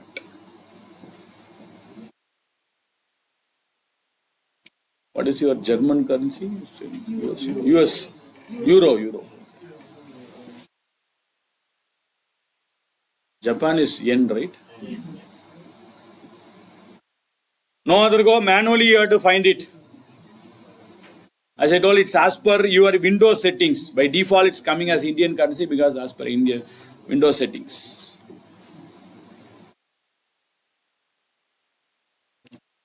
So as of now, we have inserted only one visual.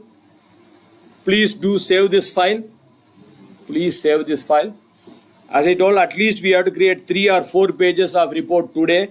Before today 4:30, we have to publish one report. At least one report has to be published. One dashboard has to be published before today evening with all your cooperation.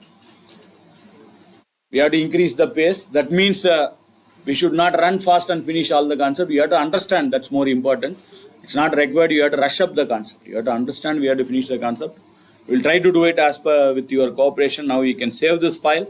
I think 12:30 is our scheduled time for lunch break. I think it's already 12:30 exactly. Superb. So we'll take a break now, lunch break. After the lunch break, we'll see how to make some reports. Save the file. And I am stopping the video recording. Just to remind me after the lunch